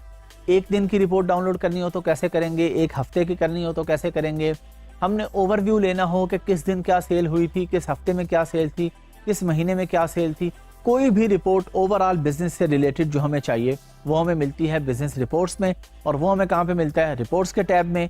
रिपोर्ट्स का टैब कहाँ पे आता है? अमेज़न सेलर सेंट्रल में। आइए चल के देखते हैं और इस पे प्रैक्टिकल करते हैं। चलें जी, हम लोग फिर स्क्रीन पे हैं और रिपोर्ट्स का अब हमें पता चल चुका है। अभी पिछली कुछ वीडियोस में आपने देखा है कि मैंने आपको रिपोर्ट्स के बारे में बताया। अगेन उसी तरह रिपोर्ट्स पे जाएंगे और अब हम क्लिक करेंगे बिजनेस रिपोर्ट्स पे। अब यहाँ पे हम सबसे पहले क्या करेंगे? फुलफिलमेंट चैनल अमेज़न करेंगे, क्योंकि FBA है। अगर किसी अकाउंट पे दोनों हैं तो आप बोथ रहने देंगे, सिर्फ FBM है तो आप इसको सेलर कर लेंगे। ये आ रहा है टुडे। यहाँ पे थोड़ा चेंज है। पिछली रिपोर्ट्स पे हमने देखा था कि 7 डेज, 30 डेज, 90 डेज। यहाँ पे आ रहा है वीक टू डेट, यानी मंडे से लेके आज तक जो भी दिन है, या अगर आज मंडे है तो मंडे से लेके आगे जो भी दिन है संडे तक, या मंथ टू डेट यानी आज अगर जो भी तारीख है तो इस महीने की यकम से लेके, या अगर यकम है तो आज ही। और ईयर टू डेट या कस्टम, आप चाहते हैं कि स्पेसिफिक डेट्स की देखना चाहें तो आप वो भी देख सकते हैं इसके अंदर। ये हम कहते हैं जी हमें एक हफ्ते का डाटा दिखाए। यहाँ पे हमने वीक टू डेट किया और इसको अप्लाई कर दिया। अच्छा, अब वो हमें बता रहा है कि इस हफ्ते में अभी तक हमारे पास 23 ऑर्डर्स आए हैं, 23 आइटम्स, और यूनिट्स ऑर्डर 25। इसका मतलब बहुत सिंपल है कि 23 जो ऑर्डर्स थे उसमें से 2 लोगों ने डबल क्वांटिटी ऑर्डर की है, 2 क्वांटिटी। तो टोटल जो यूनिट गए हैं वो हमारे गए हैं 25। आगे प्रोडक्ट सेल हमारी कितनी हुई है? एवरेज यूनिट यानी एवरेज, एक बंदे ने 1 खरीदा या 2 खरीदे तो 1.09 है, क्योंकि सिर्फ 2 लोगों ने 2 खरीदे, बाकी सब ने 1 खरीदा। एवरेज सेल्स पर ऑर्डर। अब ये सेल्स को अगर आपने कंपेयर करना है यहाँ पे, तो कंपेयर करने के लिए ये हमारे पास आ रहा है कि this week so far, last week और सेम वीक लास्ट ईयर। वो बता रहा है कि इन्हीं दिनों में आजकल आपकी क्या सेल्स चल रही हैं, पिछले हफ्ते इन दिनों में क्या सेल्स थी, और पिछले साल इन्हीं दिनों में क्या सेल्स थी। अब ये अकाउंट क्योंकि इसको भी 1 साल नहीं हुआ तो मुझे बता रहा है कि लास्ट ईयर में 00 लिखा आ रहा है, लास्ट वीक में लिखा आ रहा है, और लास्ट वीक में वो बता रहा है कि by the end of week मैंने 57 यूनिट्स बेचे थे, और इस वीक में अभी तक मैं 25 यूनिट्स बेच चुका हूँ, और अभी दिन रहते हैं। ये मैं आपको सारा समझाने के लिए कर रहा हूँ। हो सकता है आप ये दिन वीडियो संडे को देख रहे हो तो आप कहें जी दिन तो कोई नहीं रहता, पूरे हो गए, तो आप किसी भी टाइम पे वीडियो देख सकते हैं। लेकिन मैं जिस वक्त ये वीडियो रिकॉर्ड कर रहा हूँ मैं उस हवाले से सारी बातें कर रहा हूँ। तो अगर कोई चीज़ मिसमैच होती है तो वो बिल्कुल नेचुरल है, बिल्कुल नॉर्मल है। अब यहाँ पे अगर मैं देखता हूँ कि जी मुझे, जब आप ये डाटा देखना चाहते हैं ना कि लास्ट वीक इस दिन में क्या था, तो आप हमेशा टुडे का चेक करके देखते हैं कि एक दिन का ज़्यादा इजी होता है कंपेयर करना। ये आ रहा है हमारे पास, ये ब्लू वाला आज की सेल्स हैं कि आज किस टाइम तक कितनी सेल्स आ चुकी हैं। ये रेड वाली सेल्स आ रही हैं येस्टरडे, कि येस्टरडे हमें किस टाइम पे कितनी सेल्स आती नहीं, कितनी ज़्यादा सेल्स आई। और ये जो येलो है ये सेम डे लास्ट वीक का डाटा आ रहा है, यानी आज और जो कल गुजर गया, और लास्ट वीक में जो आज का दिन था, सेम डेट जिसको हम चेक कर रहे हैं। तो ये सारी रिपोर्ट्स आपके पास यहाँ पर आती हैं। यहाँ पे एक और हमारे पास ऑप्शन आती है सेलर परफॉर्मेंस। ये लेफ्ट साइड पे हमारे पास मल्टीपल ऑप्शंस आ रही हैं, आप जिसको भी देखना चाहें। यहाँ पे आके हमने देखा कि हमें एक एक दिन का डाटा दे रहा है, वो बता रहा है कि किस दिन आपने कितनी सेल की, कितने आपके यूनिट बिके, लिखा रहा है units ordered, total order items, सब बंदों ने एक एक ही ऑर्डर किया, यूनिट्स रिफंडेड 0। यहाँ पे हमें रिफंड का मेनली पता चलता है कि किस दिन कितने लोगों ने रिफंड लिया। अब एक दिन हमने देखा है कि हमारे 13 ऑर्डर्स आए हैं और उसमें से 2 लोगों ने रिफंड लिया, जो कि 15% बन रहा है। अच्छा, रिफंड रेशियो जो होती है वो हमने ओवरऑल 30 डेज पे काउंट करनी होती है। 30 डेज के हिसाब से देखना होता है कि कोशिश करनी होती है कि 2.5 से कम होनी चाहिए या 2 से कम होनी चाहिए। अमेजोन ये नंबर चेंज कर सकता है, कभी रिटर्न रेशियो अमेजोन 4% भी कर देता है, कभी 2.5, ये अमेजोन की मर्जी है। ये ऐसी चीज़ें हैं जो चेंज हो सकती हैं। ये अकाउंट हेल्थ में हमने देख लिया था, अकाउंट हेल्थ में हमें अमेजोन बता रहा होता है कि ये चीज़ इससे कम होनी चाहिए, ये इससे ज़्यादा होनी चाहिए, ये इतनी होनी चाहिए। ये सब डिटेल हमें अकाउंट हेल्थ के अंदर मिल जाती है। अब ये हमारे पास हर दिन का डाटा आ रहा है कि किस दिन कितनी सेल्स हुई हैं और कितने रिफंड्स आए हैं। अब जिस दिन भी हमारे पास रिफंड ऑन एन एवरेज अगर हम देखें तो हमारे पास रिफंड 3 या 4% से ज़्यादा नहीं जाना चाहिए। लेकिन अगर हमने देखा कि 15 दिन है, एक दिन में 15 लोगों ने ऑर्डर किया था और 5 ने रिफंड ले लिया, लेकिन बाकी दिनों में 20-20 लोग ऑर्डर करते रहे और कोई रिफंड नहीं लिया, तो फिर ये किसी हद तक एक्सेप्टेबल है। तो सिर्फ एक दिन लोगों ने रिफंड लिया तो हमने रिफंड को ओवरऑल काउंट करना होता है, डेली बेसिस पे हमने इसका नहीं देखना होता। लेकिन हम ये सोचेंगे ज़रूर कि आज की डेट में इतने लोगों ने क्यों रिफंड ले लिया, क्या रीज़न। कोई अचानक कुछ यूनिट्स ऐसे तो नहीं थे जो फॉल्टी थे। 1000 यूनिट आए थे, उनमें से 5 या 6 इकट्ठे ऐसे थे कि एक ही दिन जो ऑर्डर्स गए हैं वो वापस हुए हैं। तो हमने इसको चेक ज़रूर करना होता है कि हमारी मिस्टेक कहाँ पे आ रही है। एक और हमारे पास यहाँ पे ऑप्शन आ जाती है सेल्स एंड ट्रैफिक। ये भी उसी तरह हमारे पास रिपोर्ट्स आ रही हैं। अगर आपने कोई रिपोर्ट डाउनलोड करनी है यहाँ से, तो ये सिंपली आप डाउनलोड CSV फाइल, जो कि मैं अभी आपको इससे पिछली वीडियोस में बता चुका हूँ, डाउनलोड करना बहुत आसान है। इस डाउनलोड CSV पे क्लिक करेंगे, थोड़ी देर प्रोग्रेस में रहेगी, उसके बाद डाउनलोड हो जाएगी रिपोर्ट। आप ऑलरेडी सीख चुके हैं। तो अब हम अगले भी कुछ वीडियोस में रिपोर्ट्स डाउनलोड पे बात करेंगे, तो मैं एक एक वीडियो में डाउनलोड नहीं करूँगा, क्योंकि मैंने आपको एक दफ़ा डाउनलोड करके बता दिया। प्रोसेस सिंपल है, अब आप इसको खुद से प्रैक्टिस करेंगे। चलें जी, बिजनेस रिपोर्ट भी आप लोगों ने सीख ली। अभी मेरे ख्याल में मुझे कोई बहुत ज़्यादा बताने की ज़रूरत नहीं है, क्योंकि आपको आइडिया है कि रिपोर्ट क्या होती है, और इन वीडियोस में हम सीख रहे हैं रिपोर्ट्स को डाउनलोड करना। तो इसलिए बहुत ज़्यादा डिटेल में हम लोग नहीं जा रहे, स्क्रीन पे हम लोग डिटेल में जाते हैं। बताने में वेरी सिंपल है। पहले हमने रिटर्न रिपोर्ट सीखी थी, अभी हमने बिजनेस रिपोर्ट सीखी है। अगली वीडियोज़ में भी अभी हम रिपोर्टिंग पर ही काम करेंगे।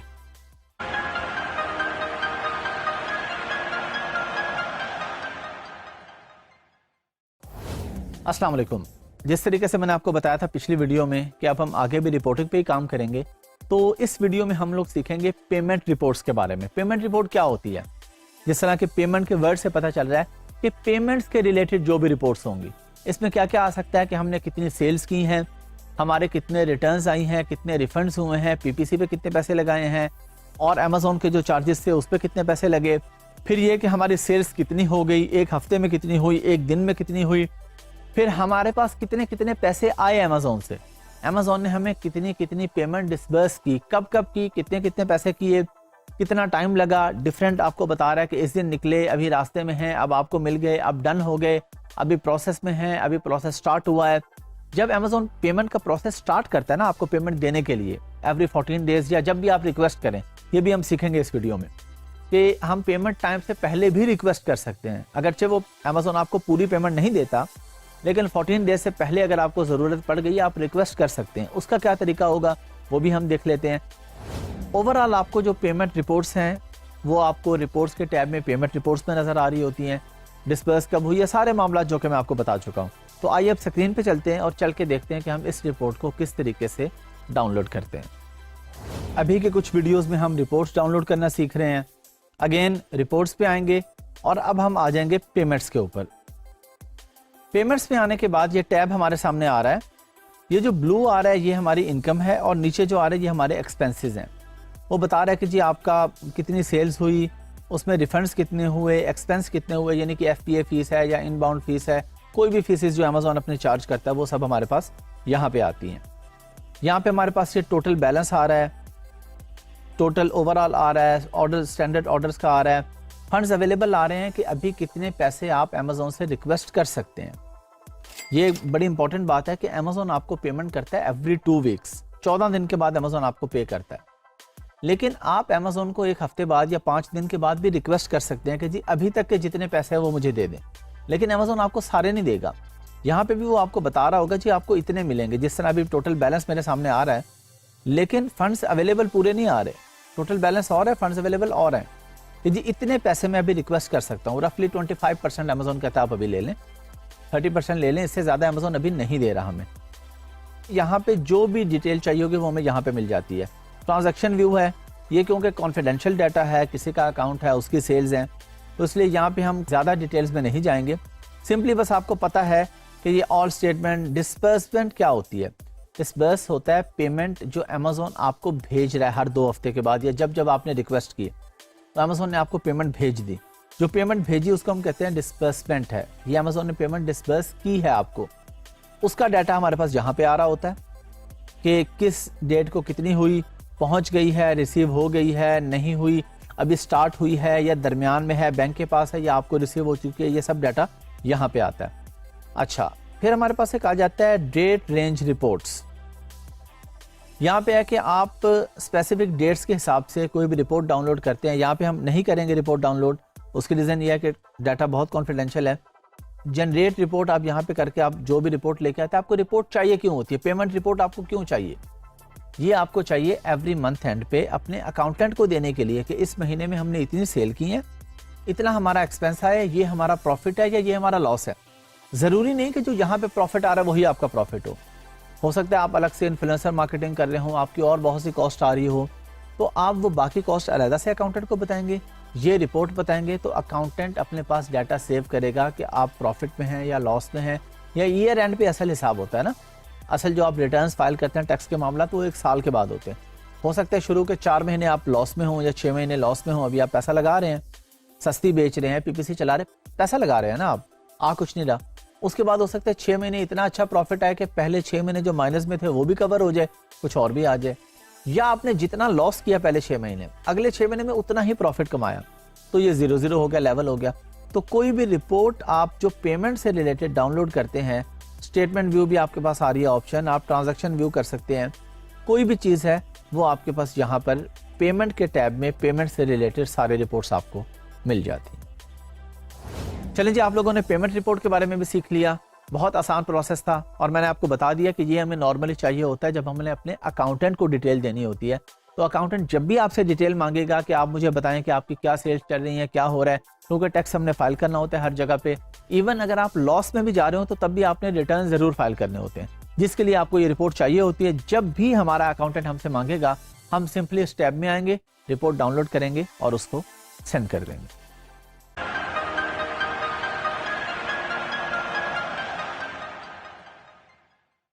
अस्सलाम वालेकुम। रिपोर्ट्स हमारी तकरीबन एंडिंग की तरफ जा रही हैं। अब हम सीखेंगे कि एडवर्टाइजिंग रिपोर्ट किस तरीके से डाउनलोड करते हैं। ये कौन सी रिपोर्ट्स होती हैं? ये PPC रिपोर्ट्स होती हैं। PPC के बारे में हम डिटेल में डिस्कशन कर चुके हैं। PPC जनरेट हम कैसे करते हैं, क्रिएट कैसे करते हैं, उसको ऑप्टिमाइज कैसे करते हैं, PPC में कौन कौन से तरीके होते हैं, वीडियो ऐड कैसे चलता है, नॉर्मल ऐड कैसे चलता है, ब्रांड को किस तरीके से हम स्पॉन्सर करके फर्स्ट पेज पे लाते हैं, ये सारी चीज़ें हम PPC में सीख चुके हैं। और अब इस रिपोर्ट पे हम सीखेंगे कि उन सारी चीज़ों का डाटा हम किस तरीके से कलेक्ट करेंगे, और डाटा कलेक्ट हमें क्यों चाहिए होता है, डाटा हमने क्यों कलेक्ट करना होता है, क्योंकि जब हमने PPC ऑप्टिमाइज करनी है तो हमारे सामने डाटा होगा तो हम ऑप्टिमाइज कर पाएंगे। अगर हमारे पास डाटा ही नहीं है, हमारे पास रिपोर्ट ही नहीं है PPC की कि कितने पैसे लगे, CTR क्या था, उसके अगेंस्ट हमारे पास कितने पैसे आए, सेल्स क्या हुई, अगर हमें कुछ भी नहीं पता तो हम ऑप्टिमाइज कैसे करेंगे? तो ऑप्टिमाइज करने के लिए हमारे पास एडवर्टाइजिंग की रिपोर्ट होना बहुत ज़रूरी है। अभी हम स्क्रीन पे चलते हैं और जाके एडवर्टाइजिंग रिपोर्ट्स को डाउनलोड करना सीखते हैं। हम अगेन सेलर सेंट्रल पे आ गए, रिपोर्ट्स पे आ गए, और अब हमने क्लिक किया एडवर्टाइजिंग रिपोर्ट्स पे, यानी जो PPC के रिलेटेड हमारी रिपोर्ट्स हैं। अब इस पर हमने किया क्रिएट रिपोर्ट। अच्छा, अब ये हमारे पास जहाँ पे रिपोर्ट कैटेगरी आ रही है, आप स्पॉन्सर्ड प्रोडक्ट की अलग से रिपोर्ट निकाल सकते हैं, वीडियो ऐड जो चलाए हैं उसकी अलग से, और जो डिस्प्ले ब्रांड के नाम से आपने जो पीपीसी चलाई है उसकी अलग से आप रिपोर्ट डाउनलोड कर सकते हैं। आपने जो भी डाउनलोड करनी है उस पर क्लिक कर दिया। रिपोर्ट टाइप पे हम सर्च टर्म पे ही जाएंगे, आप टारगेटेड पे भी निकाल सकते हैं, एडवर्टाइज प्रोडक्ट पे, कंपेन, बजट के हिसाब से, प्लेसमेंट, परचेज प्रोडक्ट, लेकिन हम ओवरऑल इसको निकालेंगे सर्च टर्म के हिसाब से। समरी और डेली, तो हम समरी निकालेंगे क्योंकि डेली का हमें इतना खास फायदा नहीं। जब हमने पीपीसी का ऑप्टिमाइजेशन सीखी थी तो उसमें हमने ये बताया था कि हमें एक हफ्ते, 10 दिन, 15 दिन का डाटा चाहिए होगा, उसके मुताबिक हम डिसाइड करते हैं कि अब हमने किस तरह से ऑप्टिमाइज करना है। एक दिन में हम फैसला नहीं करते, तो जब हम एक दिन में फैसला नहीं करते तो हम एक दिन की रिपोर्ट भी हमें नहीं चाहिए होगी। वैसे अपने देखने के लिए आप चाहें today, yesterday, week to date, custom dates कोई भी आप कर सकते हैं। हमने कर ली जी 30 डेज की रिपोर्ट, नेम इसका कोई भी आ गया। ये नीचे आ रहा है जी नाउ, फ्यूचर और रिकरिंग। नाउ का क्या है कि अभी मिल जाएगी रिपोर्ट आपको। फ्यूचर ये है कि आप चाहते हैं कि कोई आप डेट सेट कर दें, उस डेट पे ऑटोमेटिकली रिपोर्ट डाउनलोड हो जाए एक दफ़ा। रिकरिंग पे क्या होगा कि आप फ्रीक्वेंसी आप सेट कर लेंगे, यानी डेली या वीकली या मंथली, आपको जो भी चाहिए आप डेट बता देंगे, उस डेट को एवरी वीक या डेली या एवरी मंथ, उस डेट को ऑटोमेटिकली ये आपको रिपोर्ट डाउनलोड कर देगा। हम अभी नाउ करके करते हैं क्योंकि फ्यूचर की तो ज़ाहिर है अभी ये बाद में होगी तो मैं आपको दिखा नहीं पाऊंगा, तो मैंने अभी नाउ पे क्लिक किया और रन रिपोर्ट पे क्लिक कर दिया। यहाँ पे ये यहाँ पे मुझे कह रहा है पेंडिंग, लेकिन मैं रिफ्रेश करूंगा पेज को तो ये तकरीबन प्रोसेस हो चुका होगा, ये कंप्लीट हो गया है, लेकिन कभी लेट भी हो सकता है। अगर रिपोर्ट बहुत लंबी है या कोई टेक्निकल इशू है या कोई अमेज़ॉन के सिस्टम में कोई मसला है, एल्गोरिथम में कोई प्रॉब्लम है, डिले भी हो सकता है। तो ये नहीं है कि अगर आप देखें जी 10-20 सेकंड में नहीं हुई तो अब क्या बनेगा, आप 15-20 मिनट, 1 घंटा वेट कर लेंगे, ये मसला आपका हल हो जाएगा। जस्ट इन केस आप रिपोर्ट डाउनलोड करते हो और नहीं होती रिपोर्ट डाउनलोड, तो फिर हम क्या करेंगे। हम लोग सीख चुके हैं पिछली कुछ वीडियोज़ में कि अमेज़ॉन के साथ केस किस तरीके से ओपन करना है। तो आप सिंपली जाएंगे, अमेज़ॉन के साथ केस ओपन करेंगे और केस ओपन करके बताएंगे जी मेरा ये प्रॉब्लम आ रहा है। आपको याद है जब हमने केस ओपन करना सीखा था तो उसमें एडवर्टाइजिंग ऑन अमेज़ॉन, पीपीसी का अलहदा टैब आ रहा था कि अगर उसमें कोई प्रॉब्लम आ रहा है वहाँ पे प्रॉब्लम बताएंगे, आपका मसला हल हो जाएगा। ये लिखा आ गया कंप्लीटेड, हम यहाँ से इसको डाउनलोड कर लेंगे। अब ये हमारे पास रिपोर्ट डाउनलोड हो चुकी है। ये रिपोर्ट हमारे पास आ रही है, कंपेन का नाम, ग्रुप का नाम और उसका जो मैच टाइप है वो क्या है, ये हम सीख चुके हैं ऑलरेडी पीपीसी ऑप्टिमाइजेशन में। मैं आपको बता चुका हूँ सारा कि इंप्रेशंस क्या होते हैं, क्लिक्स क्या होते हैं, क्लिक थ्रू रेट क्या होता है, कॉस्ट पर क्लिक क्या होती है, स्पेंड कितना किया, 7 डेज में कितनी सेल्स आई, अकाउंट क्या आया, ये हम प्रॉपर सीख चुके हैं। लेकिन उस वक्त हमने रिपोर्ट डाउनलोड नहीं की थी, कोई भी रिपोर्ट डाउनलोड हुई थी और मैंने आपको दिखा दी थी। अब क्योंकि ये हमारा रिपोर्ट्स के टैब में सारा इकट्ठे लेक्चर्स थे, तो अब मैंने आपको ये भी सिखा दिया कि आप रिपोर्ट डाउनलोड किस तरीके से करेंगे। चलें जी, आप लोगों ने एडवर्टाइजिंग रिपोर्ट डाउनलोड करना भी सीख ली। अभी हमारा रिपोर्टिंग का टॉपिक ऑलमोस्ट एंड हो चुका है, हम लोग सारी चीज़ें सीख चुके हैं। जस्ट इन केस कोई एक नया टैब आ जाता है, जब आप ये वीडियो देख रहे हो, अमेज़ॉन को नई रिपोर्ट आपको दे देता है, तो आपको पता होना चाहिए कि आपने कहाँ पे जाके रिपोर्ट डाउनलोड करनी है। ज़रूरी नहीं कि नया टैब आएगा तो अब आप वेट करें कि कोई नई वीडियो आएगी तो फिर आपको पता चलेगा। आपने ओवरऑल प्रोसेस को समझना है।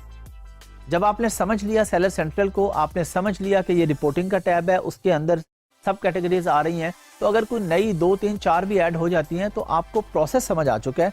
ऑनलाइन व्यू कैसे करते हैं आपको ये भी पता चल गया है, और डाउनलोड कैसे करते हैं ये भी आप जान चुके हैं।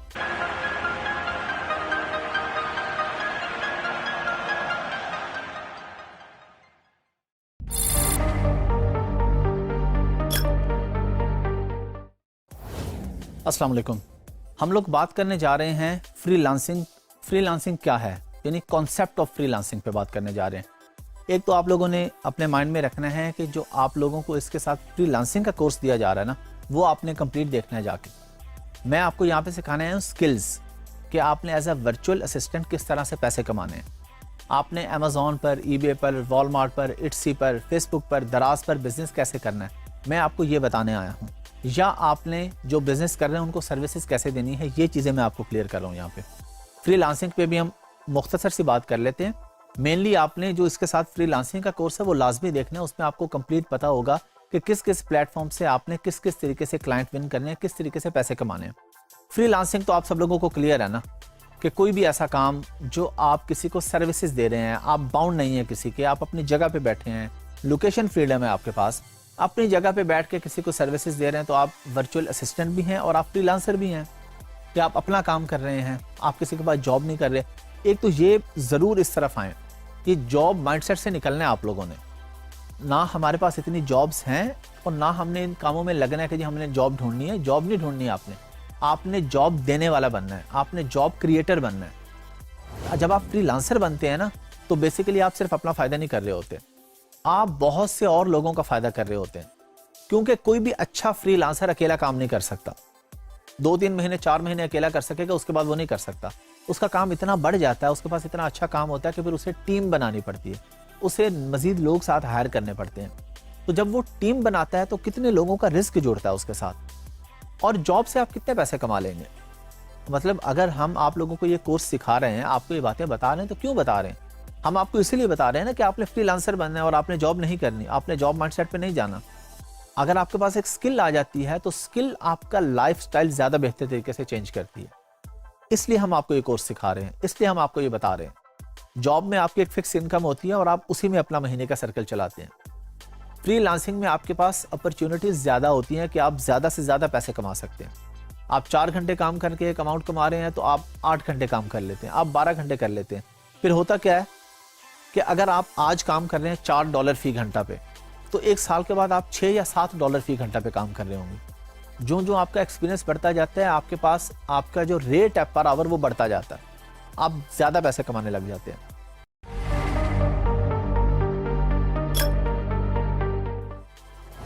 तो फ्रीलांसिंग का कॉन्सेप्ट ये है कि इसलिए फ्रीलांसिंग करनी है कि हमारे मुल्क में बाहर से डॉलर आने की भी ज़रूरत है, और वो आप लोग लेके आएंगे, वो फ्रीलांसर लेके आएगा। फ्रीलांसर इस मुल्क में डॉलर लेके आता है, तो जिससे मुल्क का भी फ़ायदा हो रहा है, आपका भी फ़ायदा हो रहा है। तो फ्रीलांसिंग आप मल्टीपल फैक्टर्स की वजह से करेंगे। एक फैक्टर क्या है कि आपकी ज़िंदगी आज़ाद है, आप सवात में रहते हैं और आप फ्रीलांसर हैं, आपका दिल करता है कि मैं कराची घूमने चला जाऊँ, तो आपको किसी से छुट्टी नहीं लेनी कि मैं कराची जाऊँ या ना जाऊँ। आपने अपना लैपटॉप पकड़ना है, टिकट लेनी और कराची पहुँच जाना है।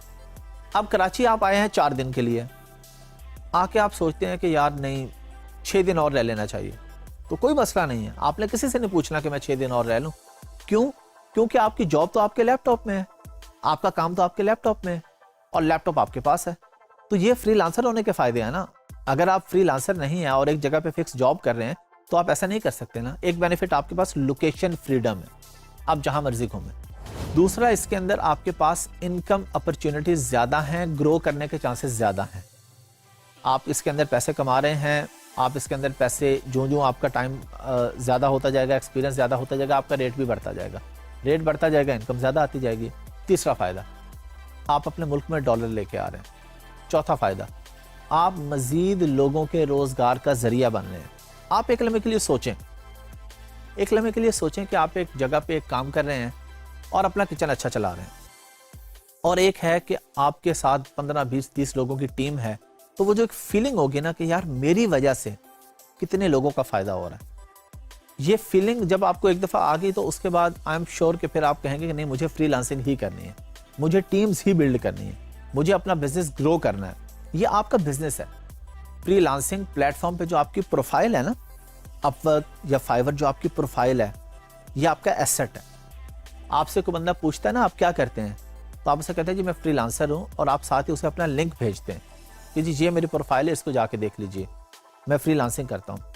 वो बंदा जाके आपकी प्रोफाइल देखता है, आपकी बड़ी अच्छी प्रोफाइल होती है, वो कहता है जी अच्छा, इतने साल से फ्रीलांसिंग कर रहा है, इतने अच्छे रिव्यूज़ हैं, इतना अच्छा फीडबैक है। तो आप माशरे में अपनी एक पहचान भी बना रहे हैं, सिर्फ पैसा नहीं कमा रहे, पहचान भी बना रहे हैं। फ्रीलांसिंग का मेन कॉन्सेप्ट यही है कि आपने दूसरों का भी फ़ायदा करना है, अपने मुल्क का भी फ़ायदा करना है, अपना भी फ़ायदा करना है, और सबसे बड़ी बात यह है कि जब आप ज़्यादा पैसा कमा रहे होंगे ना, आप गरीबों की मदद भी कर सकेंगे। नबी करीम सल्लल्लाहु अलैहि वसल्लम की हदीस मुबारक का मफ़हूम है कि ऊपर वाला हाथ नीचे वाले हाथ से बेहतर। इससे क्या मुराद है? ऊपर वाला बेहतर है नीचे वाले से, कि देने वाला हाथ बेहतर है। एक है मांगने वाला और एक हाथ है देने वाला। देने वाला हाथ कैसे बनेगा? देने वाला हाथ बनेगा, ज़ाहिर है जब पैसा होगा तो आप देंगे ना। अगर आपका अपना सर्कल ही मुश्किल से चल रहा है तो आप कैसे अल्लाह के रास्ते में खर्च करेंगे, कैसे गरीबों की मदद करेंगे? तो हमने सिर्फ अपना फ़ायदा नहीं सोचना, फ्रीलांसिंग में आप ये कॉन्सेप्ट भी ज़हन में बिठा लें कि मैंने लोगों का फ़ायदा करना है, मैंने गरीबों का फ़ायदा करना है, मेरे पास पैसे होंगे, मैंने अल्लाह के रास्ते में खर्च करने हैं, मैंने किसी मरीज़ का इलाज करवाना है, मैंने किसी गरीब की शादी करवानी है, मैंने लोगों की मदद करनी है। जब आप लोगों की मदद करेंगे, अल्लाह ताला आपकी मदद करेगा।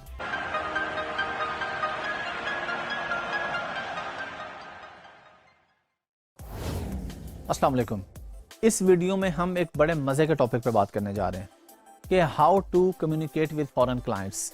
हमारे जो क्लाइंट्स हैं फॉरेन, ज़ाहिर है फ्रीलांसिंग में आपके 90% क्लाइंट्स तो फॉरेन क्लाइंट्स ही होते हैं, दूसरे मुल्कों के होते हैं, बाहर से होते हैं। उनके साथ कम्युनिकेशन कैसे करनी है। अच्छा, अब इस पे आप लोगों ने बिल्कुल इस बात पे परेशान नहीं होना कि अगर आपको अच्छी इंग्लिश नहीं आती तो। ये मैं आज आपकी कन्फ्यूजन दूर करूँगा, एग्जाम्पल्स के साथ दूर करूँगा। लोगों के माइंड में ये होता है कि जी अगर मेरी इंग्लिश अच्छी नहीं है तो मैं काम कैसे करूँगा। सबसे पहली चीज़ हम इस बात पे बात कर लेते हैं कि इंग्लिश है क्या। इंग्लिश एक लैंग्वेज है, एक ज़बान है, और जाहिर है हमारी मादरी ज़ुबान नहीं है तो हमें अच्छी इंग्लिश नहीं आती। हाँ, अगर कोई कोशिश करके सीख लेता है तो वो एक अलग चीज़ है, लेकिन पैदाइशी तौर पे तो हमें इंग्लिश नहीं आएगी ना। इसलिए नहीं आएगी कि हमारे घर में नहीं बोली जाती। जब घर में नहीं बोली जाती तो हमें कैसे आएगी। अच्छा, बाद में हमने इंग्लिश सीख ली जी। अच्छा, अब इंग्लिश पे ये हमारे यहाँ होता है कि दोस्त एक दूसरे का मजाक उड़ाते हैं कि जी ये इंग्लिश अगर किसी ने गलत बोल दी तो हमारी सोसाइटी में उसका मजाक उड़ाया जाता है। ये दुनिया में कहीं और नहीं होता। आप टूटी फूटी इंग्लिश बोलें, जब आप किसी फॉरेनर के साथ बात कर रहे हैं आप कभी कीजिएगा। आपका ज़ाहिर है जब आप फ्रीलांसिंग करेंगे आपको पता चलेगा, आपका क्लाइंट खुश होता है आपसे बात करके, वो स्माइल देता है, वो खुश होता है कि यार ये बंदा कोशिश कर रहा है। वो ये एक्सपेक्ट नहीं कर रहा कि आपको इंग्लिश परफेक्ट आनी चाहिए। मैं आपको अपनी एग्जांपल देता हूँ। मैं जब इंग्लैंड गया 2011 में, तो 5-6 महीने के बाद ना मैंने, यानी 2011 में जब मैं गया तो उसके 5-6 महीने के बाद मैंने अपने दोस्त को कहा कि यार मुझे बहुत प्रॉब्लम है, मुझे इंग्लिश नहीं आती प्रॉपर। उसने कहा कि अच्छा, जब तुम अपने घर से कहीं बाहर निकलते हो तो वापस घर पहुँच जाते हो। मैंने कहा हाँ जी पहुँच जाता हूँ। उसने कहा अच्छा, घर की कोई चीज़ें वगैरह लेनी हो तो अज़दा टेस्को पे चले जाते हो, वहाँ से चीज़ें ले लेते हो। मैंने कहा वो भी ले लेता हूँ। उसने कहा बैंक जाते हो तो पेमेंट्स वगैरह जो भी विड्रॉ करनी है, सबमिट करवानी है, हो जाता है। मैंने कहा वो भी हो जाता है। तो उसने कहा आपको इंग्लिश आती है। इंग्लिश ये है कि आप अपनी बात समझा लें और दूसरे की समझ लें, दैट्स इट। ये ग्रामर और ये चीज़ें ये एजुकेशन की हद तक ठीक है, लेकिन प्रैक्टिकल लाइफ में इनका कोई ताल्लुक नहीं है। स्पेशली फॉरेनर क्लाइंट के साथ इसका बिल्कुल कोई ताल्लुक नहीं है। उसको गर्ज है कि आप उसे अपने समझा लेते हैं, दूसरे की समझ लेते हैं। मैं ऐसे भी फ्रीलांसर्स को जानता हूं जो गूगल ट्रांसलेटर यूज़ करते हैं क्लाइंट से बात करने के लिए। वो उर्दू में बात लिखते हैं, उसकी इंग्लिश में ट्रांसलेशन होती है, उस इंग्लिश को उठा के कॉपी पेस्ट करते हैं, फिर जब उसका रिप्लाई आता है तो गूगल से देखते हैं कि ये उर्दू में क्या कहना चाह रहा मुझे। अच्छा, फॉरेनर जो है वो आपको हायर कर रहा है स्किल्स के लिए, वो आपको लैंग्वेज के लिए हायर नहीं कर रहा। लैंग्वेज के लिए अगर उसने हायर करना होगा तो वो लोकली, वो यूके में या यूएसए में किसी को हायर करेगा।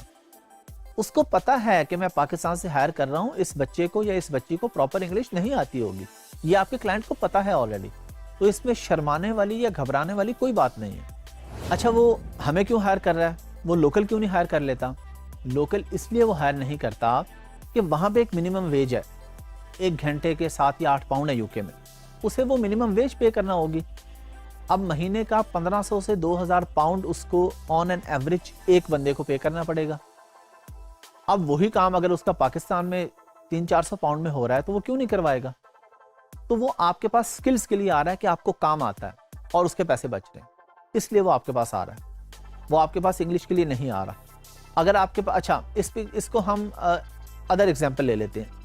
आपकी इंग्लिश बहुत अच्छी है, क्लास की इंग्लिश, आपकी स्किल्स आपके पास ज़ीरो हैं। आप क्लाइंट से बड़ी बेहतरीन बात करते हैं, जी मैं आपका अमेज़ॉन का अकाउंट हैंडल करूंगा, वो बड़ा खुश होता है आपसे बात करते हैं, जी क्या इंग्लिश है, क्या बात है। सेकंड मंथ वो आपको कहिए सॉरी जनाब मैं कोई और ढूंढ लेता हूँ, आप भी कोई और ढूंढ लें। तो आपकी लैंग्वेज आपके वहाँ पे काम नहीं आएगी, आपकी स्किल्स आपके काम आएंगे। और दूसरी तरफ एक बंदे के पास स्किल्स बहुत अच्छी हैं, कम्युनिकेशन उसकी बिल्कुल अच्छी नहीं है। ये मैं आपको ये नहीं कह रहा कि आप इस पे फोकस ही ना करें, आपने फोकस करना है, इंग्लिश भी सीखनी है, कम्युनिकेशन स्किल्स भी सीखनी है। लेकिन अगर आपकी टेक्निकल स्किल्स आपकी बहुत अच्छी हैं और आप बात करते हुए कहीं पे अड़ते भी हैं या लिखने में भी ग्रामर भी गलत है, स्पेलिंग भी गलत है, लेकिन आपके क्लाइंट को आपकी बात की समझ आ रही है, तो वो आपको कभी नहीं जाने देगा। वो कहेगा ये बंदा काम बड़ा परफेक्ट करता है। क्योंकि उसने आपके साथ गपशप लगाने के लिए आपको हायर नहीं कर रहा, वो आपके साथ बातें करने के लिए आपको हायर नहीं कर रहा, उसको अपने काम से गर्ज है। अगर आप उसका काम करके दे रहे हैं तो वो कहेगा ठीक है, लैंग्वेज नहीं भी आती प्रॉपर तो कोई बात नहीं। हाँ, बस आपने ये ख्याल करना है कि आपने उससे जो बात करनी है वो रिस्पेक्टेड वे में बात करनी है, जो आपने उससे कम्युनिकेट करना है एहतराम से बात करनी है, प्लीज़ कह के बात करनी है। हमारे यहाँ ये कॉन्सेप्ट नहीं है। आपने उससे कहना है जी मेरी सैलरी ट्रांसफ़र कर दें, तो आपने उससे कहना है please can you transfer my salary, या can you please transfer my payment. Please का लफ्ज़ लाजमी यूज़ करना है। कोई छोटी सी गलती हो जाती है, सॉरी, अपॉलॉजी कर लेंगे, वो कुछ नहीं जाता इसमें अगर आप अपॉलॉजी कर लेते हैं कोई नुकसान नहीं होता आपका। ये किसी भी आदमी का बड़ापन होता है अगर वो माफ़ी मांगता है तो अगर आपने कहीं पे कोई मिस्टेक हो गई छोटी मोटी तो उससे सॉरी कर लें। वर्डिंग अच्छी यूज़ करें, प्लीज़ कह के बात करें, अच्छे तरीके से बात करें। अगर शुरू में आपकी वीडियो कॉल पे बात होती है, कुछ केसेस में क्लाइंट कहता है जी इंटरव्यू, फर्स्ट इंटरव्यू, तो वो आपकी अगर वीडियो पे हो रही है तो ज़रा स्माइली फेस के साथ बात करें। स्माइली फेस होना चाहिए, प्लीज़ कह के बात करें। थोड़ी सी वो बात करेगा आपसे, देख लेगा कि आपको काम आता है, उसके बाद वो आपको काम दे देगा। अच्छा, इसमें एक बड़ी इंपॉर्टेंट चीज़ कि आपने कैमरे की प्लेसमेंट और लाइट वगैरह भी अच्छी रखनी है। ये नहीं है कि नॉर्मली होता है कि आप वीडियो कॉल पे बात कर रहे हैं, कैमरा नीचे रखा हुआ है, ऊपर से फेस नज़र आ रहा है और या लाइट अच्छी नहीं है, अगर आप स्माइल दे भी रहे हैं उसको पता ही नहीं चल रहा कि आप स्माइल दे रहे हैं। ये चीज़ें बहुत ज़्यादा नोट की जाती हैं। कम्युनिकेशन में तो कहीं ना कहीं आपको मार्जिन मिल जाते हैं, इसमें तो कोई मार्जिन नहीं है ना। इसमें तो कोई ऐसी चीज़ नहीं है कि आपने कोई स्किल सीखनी है कि ये लाइट कैसे ऑन करनी है या आपने कैमरा कैसे सेट करना है। कैमरा हमेशा प्रॉपर सेट होना चाहिए, अच्छे तरीके से सेट होना चाहिए। अच्छा, ख़वातीन का यहाँ पे एक बड़ा इंपॉर्टेंट सवाल आ जाता है। ख़वातीन कहती हैं जी मैं तो पर्दा करती हूँ, मैं वेल करती हूँ, मैं कैसे हूँ वीडियो कॉल पे। पहली चीज़ ये है कि ये कंपल्सरी नहीं है। अब तक या फाइवर पे ये कंपल्सरी नहीं है कि आपकी वीडियो कॉल होगी तो आपको क्लाइंट मिलेगा। एक बात तो ये होगी कि आपको क्लाइंट वैसे भी मिल जाते हैं। अच्छा, दूसरी बात ये कि अगर आपको वीडियो कॉल पे आना भी पड़ता है और आप वेल करती हैं तो आप वेल करके आ जाएं।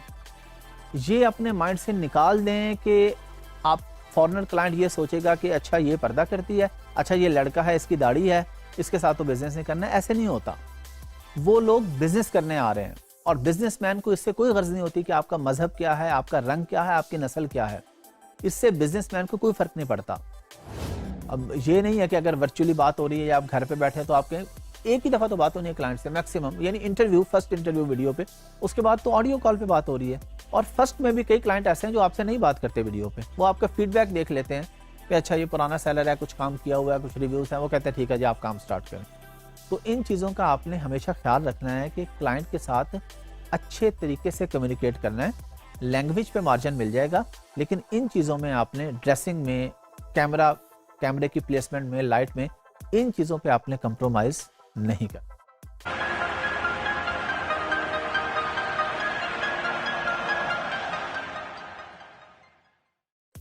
अस्सलाम वालेकुम। बड़े मज़े का टॉपिक है और सब लोगों का ये सवाल भी होता है और आपके जहन में भी होगा जी हम फ्रीलांसिंग में तो आ जाएं, हम वर्चुअल असिस्टेंट का कोर्स तो कर लें, पैसे कितने कमाएंगे? क्योंकि असल बात तो पैसों पे आके ख़त्म हो रही है ना सबकी। देखिए, पैसे इस काम के अंदर, क्योंकि ये फ्रीलांसिंग है तो इसके अंदर पैसे भी फिक्स नहीं हैं। प्रोजेक्ट बेस्ड पैसे भी होते हैं। कोई क्लाइंट आपको कुछ पे कर रहा है, कोई कुछ पे कर रहा है, किसी के साथ आपकी कहीं पे सेटलमेंट हो रही है, किसी के साथ कहीं पे हो रही है। ऑन एन एवरेज 500 से $1000 तक का पोटेंशियल है। ये मैं एवरेज बच्चे और बच्ची की बात कर रहा हूँ। अच्छे और ज़्यादा कमाने वाले, इससे ज़्यादा भी लोग कमा रहे हैं, बच्चे इससे ज़्यादा भी पैसे कमा रहे हैं, लेकिन ऑन एन एवरेज आप इतने कमा सकते हैं। अच्छा, क्लाइंट से आप क्या चार्ज करेंगे? ऑन एन एवरेज अगर किसी क्लाइंट के साथ आप मंथली बेसिस पे काम कर रहे हैं ना, तो एवरेज क्या कहें, बल्कि मिनिमम अमाउंट कहें तो वो $300 से $500 आपको पे करता है मिनिमम, और आपने उसको डेली के 3 से 4 घंटे देने होते हैं। आप इससे, अगर वो इससे ज़्यादा घंटे बढ़ाता है तो वो ज़्यादा पे करेगा, कम है तो कम पे कर देगा। और आप एट अ टाइम, ये भी आप माइंड में रखें कि फ्रीलांसिंग का मतलब ये नहीं है कि आप एक बंदे के पास काम कर रहे हैं। यानी आप फ्रीलांसर हैं, आपने अपनी एक गिग लगाई है कि जी मुझे प्रोडक्ट हंटिंग आती है, मैं हाफिज़ अहमद आपके पास आता हूँ एज अ क्लाइंट, मैं कहता हूँ ये प्रोडक्ट हंट करके दे दें, आप मुझे हंट करके दे देते हैं, और सेम डे जब मैंने आपसे कॉन्टैक्ट किया तो XYZ एक और बंदा भी आपसे कॉन्टैक्ट करता है जी मुझे प्रोडक्ट लिस्ट करके दे दें, तो आप उसका लिस्टिंग का काम भी पकड़ लेंगे। तो ये काम ऐसा है कि आपको जहाँ जहाँ से काम मिलेगा आप ले लेंगे, जो भी आप कर सकते हैं, और जिम्मेदारी के साथ करना है। अब इसके अंदर छोटे छोटे पैसे भी आ जाते हैं, यानी कीवर्ड रिसर्च है। एक कीवर्ड रिसर्च आप लोगों ने वीडियो में सीखी है, बिल्कुल बेसिक सी चीज़ है। प्रोडक्ट हंटिंग में आपने ये सीखी है कि आपने कीवर्ड रिसर्च करनी है कि कौन से कीवर्ड को कितने लोग आकर ढूंढते हैं मर्चेंट वर्ड पे। ये 5 मिनट का काम है। आप मर्चेंट वर्ड पे ग्लास लिख के एंटर करेंगे, आपके पास लिस्ट आ जाएगी पूरी। आप अपने क्लाइंट को ये सर्विस देंगे $5 या $10 में, $15 में दे देंगे। छोटे छोटे गिग्स भी हैं जो मैं आपको पहले भी वीडियोस में क्लियर कर चुका हूं कि अगर आपको पूरा काम नहीं भी आता तब भी आप पैसे कमा सकते हैं। जो आपको आता है, जितना पार्ट आता है उससे पैसे कमा सकते हैं। तो एवरेज $500 से $1000 है, बाकी आपके ऊपर डिपेंड कर रहा है। मैं ऐसे लोगों को भी जानता हूं जो इस वक्त $40 फी घंटा चार्ज कर रहे हैं, $40 1 घंटे के, लेकिन उनकी 3-4 साल की प्रोफाइल है, प्रोफाइल पुरानी हो गई है।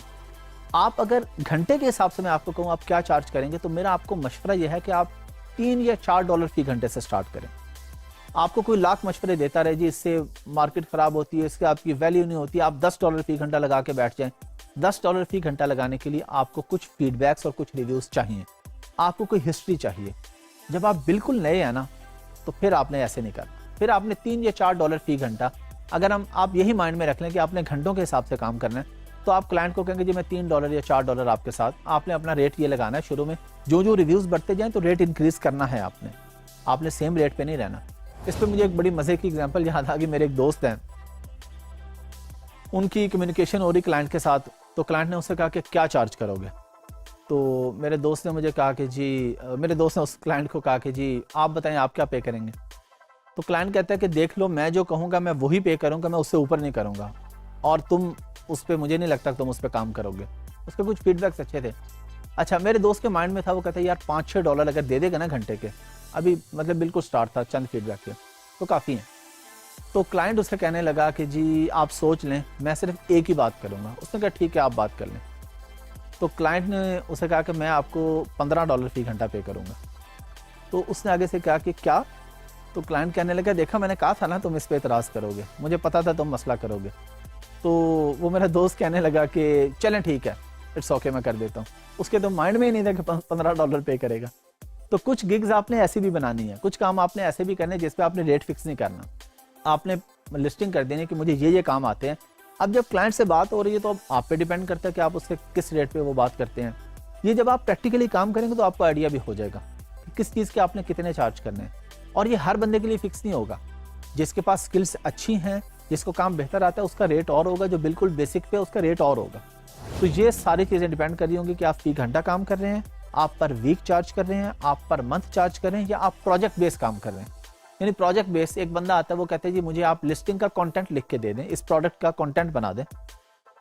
अब उससे आप रेट फिक्स कर लेंगे $70, $100 के, जी मैं $100 में आपको कंटेंट लिख के दे दूंगा। आपने कंटेंट लिख के दे दिया, $100 ले लिया। तो अब इसमें घंटों की कोई बात नहीं होती, इसमें ये प्रोजेक्ट बेस आपकी जॉब थी, इसमें आपने क्लाइंट के साथ टाइम ले लिया 2 या 3 दिन का। अब आपने काम चाहे 15 मिनट में कर लिया, चाहे 8 घंटे में कर लिया, आपको फिक्स अमाउंट मिलेगी जो आपने उससे तय कर ली है। आपने उससे जो अमाउंट तय कर ली आपको वो मिल जानी है। आपने उससे 3 दिन का टाइम ले लेना है या 4 दिन का, जो आप समझते हैं कि इतनी देर में काम हो जाएगा, उससे थोड़ा सा एक्स्ट्रा टाइम देना उसको, और टाइम से पहले डिलीवर करना है। ये अपने माइंड में रखना है। वो देसी काम नहीं करना कि जी वो पुप्पो के घर ये हो गया था, मामू के घर ये हो गया था, नानी के घर ये हो गया था। ये फॉरेनर क्लाइंट के साथ कभी ये बात नहीं करनी, उनके साथ कभी अपने प्रॉब्लम नहीं शेयर करने। प्रॉब्लम हो भी तो उनको नहीं बतानी, उनका कोई लेना देना नहीं आपके प्रॉब्लम से। आपके घर की प्रॉब्लम आपके घर की प्रॉब्लम है, आपके क्लाइंट को इससे कोई गर्ज नहीं है। हमारा इमेज इसलिए भी खराब होता है कि हम वो फलां बीमार हो गया, फलां वो कज़न के कज़न का ये हो गया। फॉरेनर को कभी आपने ये बात नहीं करनी मेरी फैमिली में ये हो गया। उसे बस काम डिलीवर करना है, काम डिलीवर करके अपने पैसे लेने हैं, प्रोफेशनल रहना है वहां पे।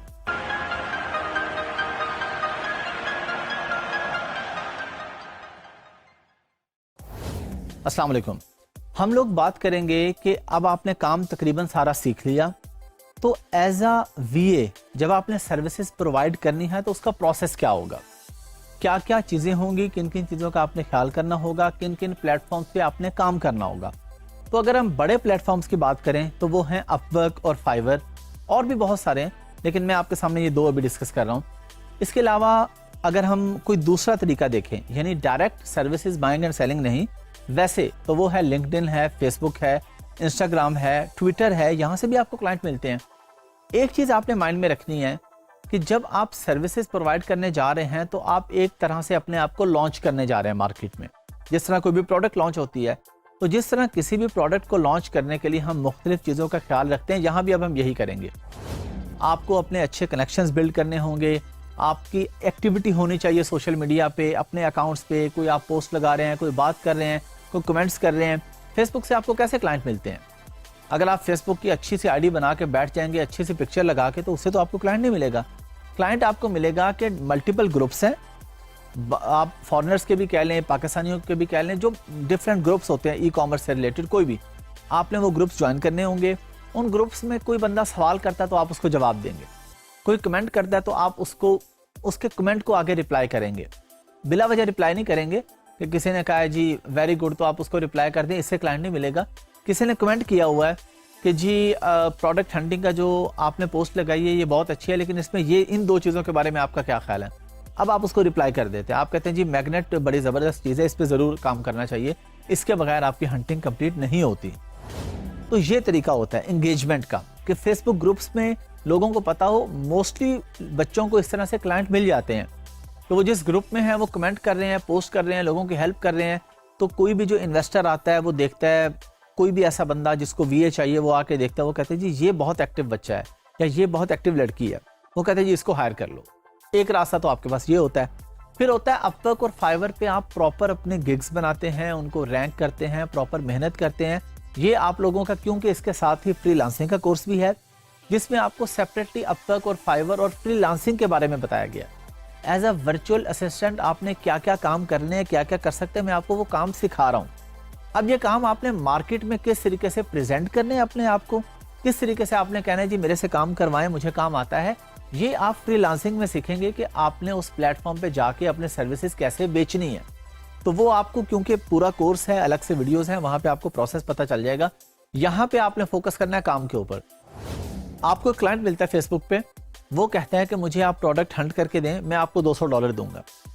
अब आपने ये नहीं करना कि ठीक है उसको प्रोडक्ट हंट करके दे दिया और $200 ले लिया उससे अपने अकाउंट में।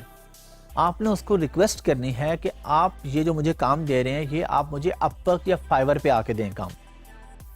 अब जाहिरी तौर पे आपको लगेगा कि ये तो मेरा लॉस हो जाएगा, कुछ परसेंटेज अपवर्क चार्ज करेगा, 200 की जगह मेरे पास तो 170 180 आएंगे या 160 आएंगे, कोई भी परसेंटेज। लेकिन इन दी लॉन्ग रन आपको बहुत बेनिफिट होगा इसका। तो आपने डायरेक्ट क्लाइंट से डील करने की बजाय हमेशा उसको प्लेटफॉर्म पे लेके आना है। प्लेटफॉर्म पे लॉन्ग रन आपको क्या फ़ायदा होगा कि आपको 1 साल हो गया फ्रीलांसिंग करते हुए, आपके पास एक नया क्लाइंट आता है, फेसबुक पे मिला आपको, वो कहते हैं जी आपका क्या एक्सपीरियंस है, आपने क्या किया हुआ है। अगर तो आपने प्लेटफॉर्म पे अपने आप को अच्छा बिल्ड किया हुआ है, आप उसे कहेंगे ये मेरी अपवर्क की प्रोफाइल है, ये उसका लिंक है, आप इसको विजिट कर सकते हैं, उसके बाद हम कॉल पे बात कर लेंगे। अब जब वो आपकी प्रोफाइल विजिट करके आएगा और आपसे अगर वो राब्ता करेगा तो वो 70-80% माइंड बना चुका है कि उसे आपके साथ काम करना है।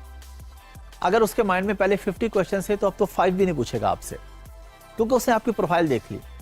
अगर आपकी प्रोफाइल ही नहीं है, आप फेसबुक पे प्राइवेटली काम करते रहे, काम किया, पैसे ले लिए, अब आप उसे 50 स्क्रीनशॉट भी भेजें, आप उसको उस तरीके से सेटिस्फाई नहीं कर सकते। तो आपने ये काम कभी नहीं करना कि $10-20 बचाने के लिए डायरेक्ट पेमेंट ले लें। लोग थोड़ी सी परसेंटेज बचाने के लिए प्लेटफॉर्म पे सेलर को कहते हैं जी आप प्राइवेटली आ जाए मेरे साथ, नंबर दे देते हैं, ईमेल एड्रेस दे देते हैं, फिर कहते हैं जी मेरा अकाउंट ब्लॉक हो गया। तो डेफिनेटली आपका अकाउंट ब्लॉक होगा। अपवर्क आपको अलाउ नहीं करता कि आप अपनी पर्सनल डिटेल शेयर करें, तो आपने पर्सनल डिटेल शेयर नहीं करनी। जस्ट इन केस अगर आपको बाहर से डायरेक्ट कोई कनेक्शन लेना भी है तो आप उसको फेसबुक पे लेंगे। अगर डायरेक्ट कोई बात करनी है, प्लेटफॉर्म से हट के अगर कोई बात करनी है, तो आपके पास उसका ईमेल होगा, आप उसको फाइंड करेंगे। जब आपको पता है किस एरिया में रहता है, इसका नाम क्या है, फेसबुक पे आप उससे कनेक्ट होकर कोई बात अगर करना चाहें, रिकमेंडेड नहीं है, लेकिन अगर कोई कहे कि जी मेरे पास रास्ता क्या है, अगर मुझे किसी सूरत में डायरेक्ट राब्ता करना पड़ जाए तो आप फेसबुक से करेंगे। या हो सकता है वो खुद जब आपसे वीडियो कॉल पे आए तो आपसे आपका नंबर मांग ले, लेकिन आपने अपना नंबर खुद से नहीं देना, इससे आपकी वैल्यू हमेशा डाउन होगी। वो कहेगा बहुत ही कोई डेस्परेट बंदा है। एक और चीज़ का आपने ख्याल रखना है, आपके पास एक क्लाइंट आया, प्रोडक्ट लेके आया कि ये मेरी प्रोडक्ट है, इसको आपने लॉन्च करना है। अब आपने उस प्रोडक्ट को इवेल्युएट किया और आपने देखा कि ये लॉन्च होने के काबिल नहीं है, ये फेल हो जाएगी प्रोडक्ट, तो आपने उसको बता देना है कि जी मैं आपका काम नहीं कर सकता या मैं आपका काम नहीं कर सकती, क्योंकि इस प्रोडक्ट में मुझे कोई पोटेंशियल नज़र नहीं आ रहा, आपके पैसे डूब जाएंगे। आपने अपने चंद पैसों के लिए कि चलो मुझे तो महीने का 300 आ जाएगा, इसकी चले ना चले मेरा क्या, ये काम नहीं करना हमने पाकिस्तान का इमेज बेहतर बनाना है, जो कि अभी बहुत बेहतर बन चुका है इंटरनेशनल मार्केट में। हमने उसको ख़राब नहीं करना। आप 1 या 2 दफ़ा लोगों से ऐसे पैसे ले लेंगे, उसके बाद वो नेगेटिव फीडबैक छोड़ के जाएगा, आपको उसके बाद क्लाइंट ही नहीं मिलेंगे। तो आपने हमेशा लॉन्ग टर्म सोचना है, शॉर्ट टर्म नहीं सोचना। मेरा एक दोस्त है, उसके पास एक क्लाइंट आया, उसने कहा जी प्रोडक्ट ये लॉन्च करनी है। तो मेरे फ्रेंड ने उसको इवेल्युएट किया, उसने बताया कि ये चलने वाली नहीं है, मैं इसे लॉन्च नहीं करूँगा। तो वो क्लाइंट कहने लगा कि मेरा बजट है $30,000 या $40,000, आप इसको करें। उसने कहा मैं नहीं करूँगा क्योंकि इसमें ये नहीं चलेगी, आपके पैसे डूब जाएंगे। उसने काफ़ी फोर्स किया, लेकिन इसने उस क्लाइंट को नहीं पकड़ा, उसके साथ काम नहीं किया। अब उस क्लाइंट ने एक और कंट्री का एक और बंदा लिया, उसके साथ काम किया, सारे पैसे डूब गए। 3-4 महीने में प्रोडक्ट नहीं चली। वापस उसने मेरे फ्रेंड को मैसेज किया कि आपको कैसे पता था ये प्रोडक्ट नहीं चलेगी। तो उसने कहा जी मेरा एक्सपीरियंस है, मैंने काम सीखा हुआ, मुझे पता था नहीं चलेगी। कंपटीशन इतना ज़्यादा है, सैचुरेशन इस मार्केट में इतनी हो चुकी है कि ये प्रोडक्ट चलने वाली थी नहीं, आप अपने पैसे ज़ाया कर रहे हैं। तो वो क्लाइंट कहने लगा कि आपको तो पैसे मिलने थे ना 3-4 महीने में, आपने तो $1,500-2,000 कमा लेना था। तो वो कहने लगा कि मैं दूसरे का लॉस करके अपना प्रॉफिट नहीं कमाता। उसका बेनिफिट ये हुआ कि आज तक वही एक क्लाइंट है उसका, और उस मेरे फ्रेंड के पास इस वक्त 200+ एम्प्लॉयज़ हैं। और उस क्लाइंट ने ये कहा हुआ है कि आपके पास जब भी मजीद गुंजाइश हो लोग हायर करने की, तो आपने किसी और का काम नहीं पकड़ना, मैं ही आपको अपने फैमिली मेंबर और अपने फ्रेंड्स रेफर करूंगा। अब वो एक ही क्लाइंट है, वो बंदे रेफर करी जा रहे हैं। अब इसका मतलब ये भी नहीं है कि अच्छी प्रोडक्ट हो, वो आए तो आपके जहन में ये फार्मूला हो, आप उसे कहीं नहीं चलने वाली तो वो दोबारा तो नहीं आएगा अगर उसकी कहीं और से चल जाएगी। तो आपने बस इवेल्युएट करना है, जो ऑनेस्ट ओपिनियन हो हमेशा वो देना है। और फिर अपवर्क और फाइवर के साथ आपके अकाउंट लिंक हो जाते हैं, पेयोनियर का, फिर आगे उसके साथ जैज़ कैश और पाकिस्तानी बैंक्स भी हो जाते हैं। तो पेमेंट का कोई ऐसा बड़ा इशू नहीं है। कोई अगर आपके माइंड में डालता है कि जी पेपाल नहीं है तो पेमेंट कैसे आएगी, पेपाल के बगैर भी पेमेंट आ जाती है। पेपाल हमें ज़रूर चाहिए, पेपाल अगर फ्यूचर में आ जाएगा बहुत अच्छी चीज़ है, या हो सकता है लकीली जब आप ये वीडियो देख रहे हो तो पेपाल आ भी चुका हो, ये बहुत अच्छी चीज़ है। लेकिन पेपाल के बगैर भी मुकम्मल फ्रीलांसिंग होती है, पेमेंट्स आती हैं और पेमेंट आपके अकाउंट में आपको पाकिस्तानी रुपीज़ में मिल जाती है।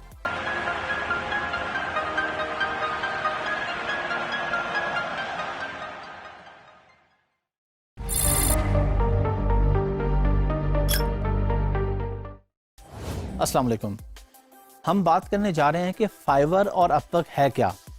फ्रीलांसिंग पे तो हमने बड़ी बात कर ली थी, फ्रीलांसर बने, वर्चुअल असिस्टेंट बने।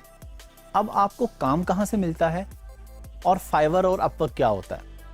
सिंपली आपको काम मिलता है फाइवर और अपवर्क से, और भी बहुत से प्लेटफॉर्म है, हम किसी और वीडियो में उस पर भी डिस्कस करेंगे। अच्छा, हम इसकी सादा सी एग्जांपल लेते हैं दराज की। दराज पाकिस्तान में एक साइट है, आप वहाँ से चीज़ें खरीदते हैं। तो दराज पे आप क्या करते हैं, आप क्या खरीदते हैं दराज से? आप कोई फिजिकल प्रोडक्ट खरीदते हैं दराज से।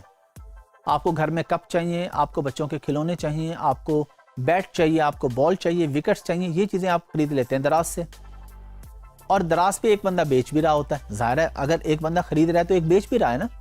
अगर हाफिज अहमद दराज पे सेलर है तो सेलर अकेला बैठ के क्या करेगा?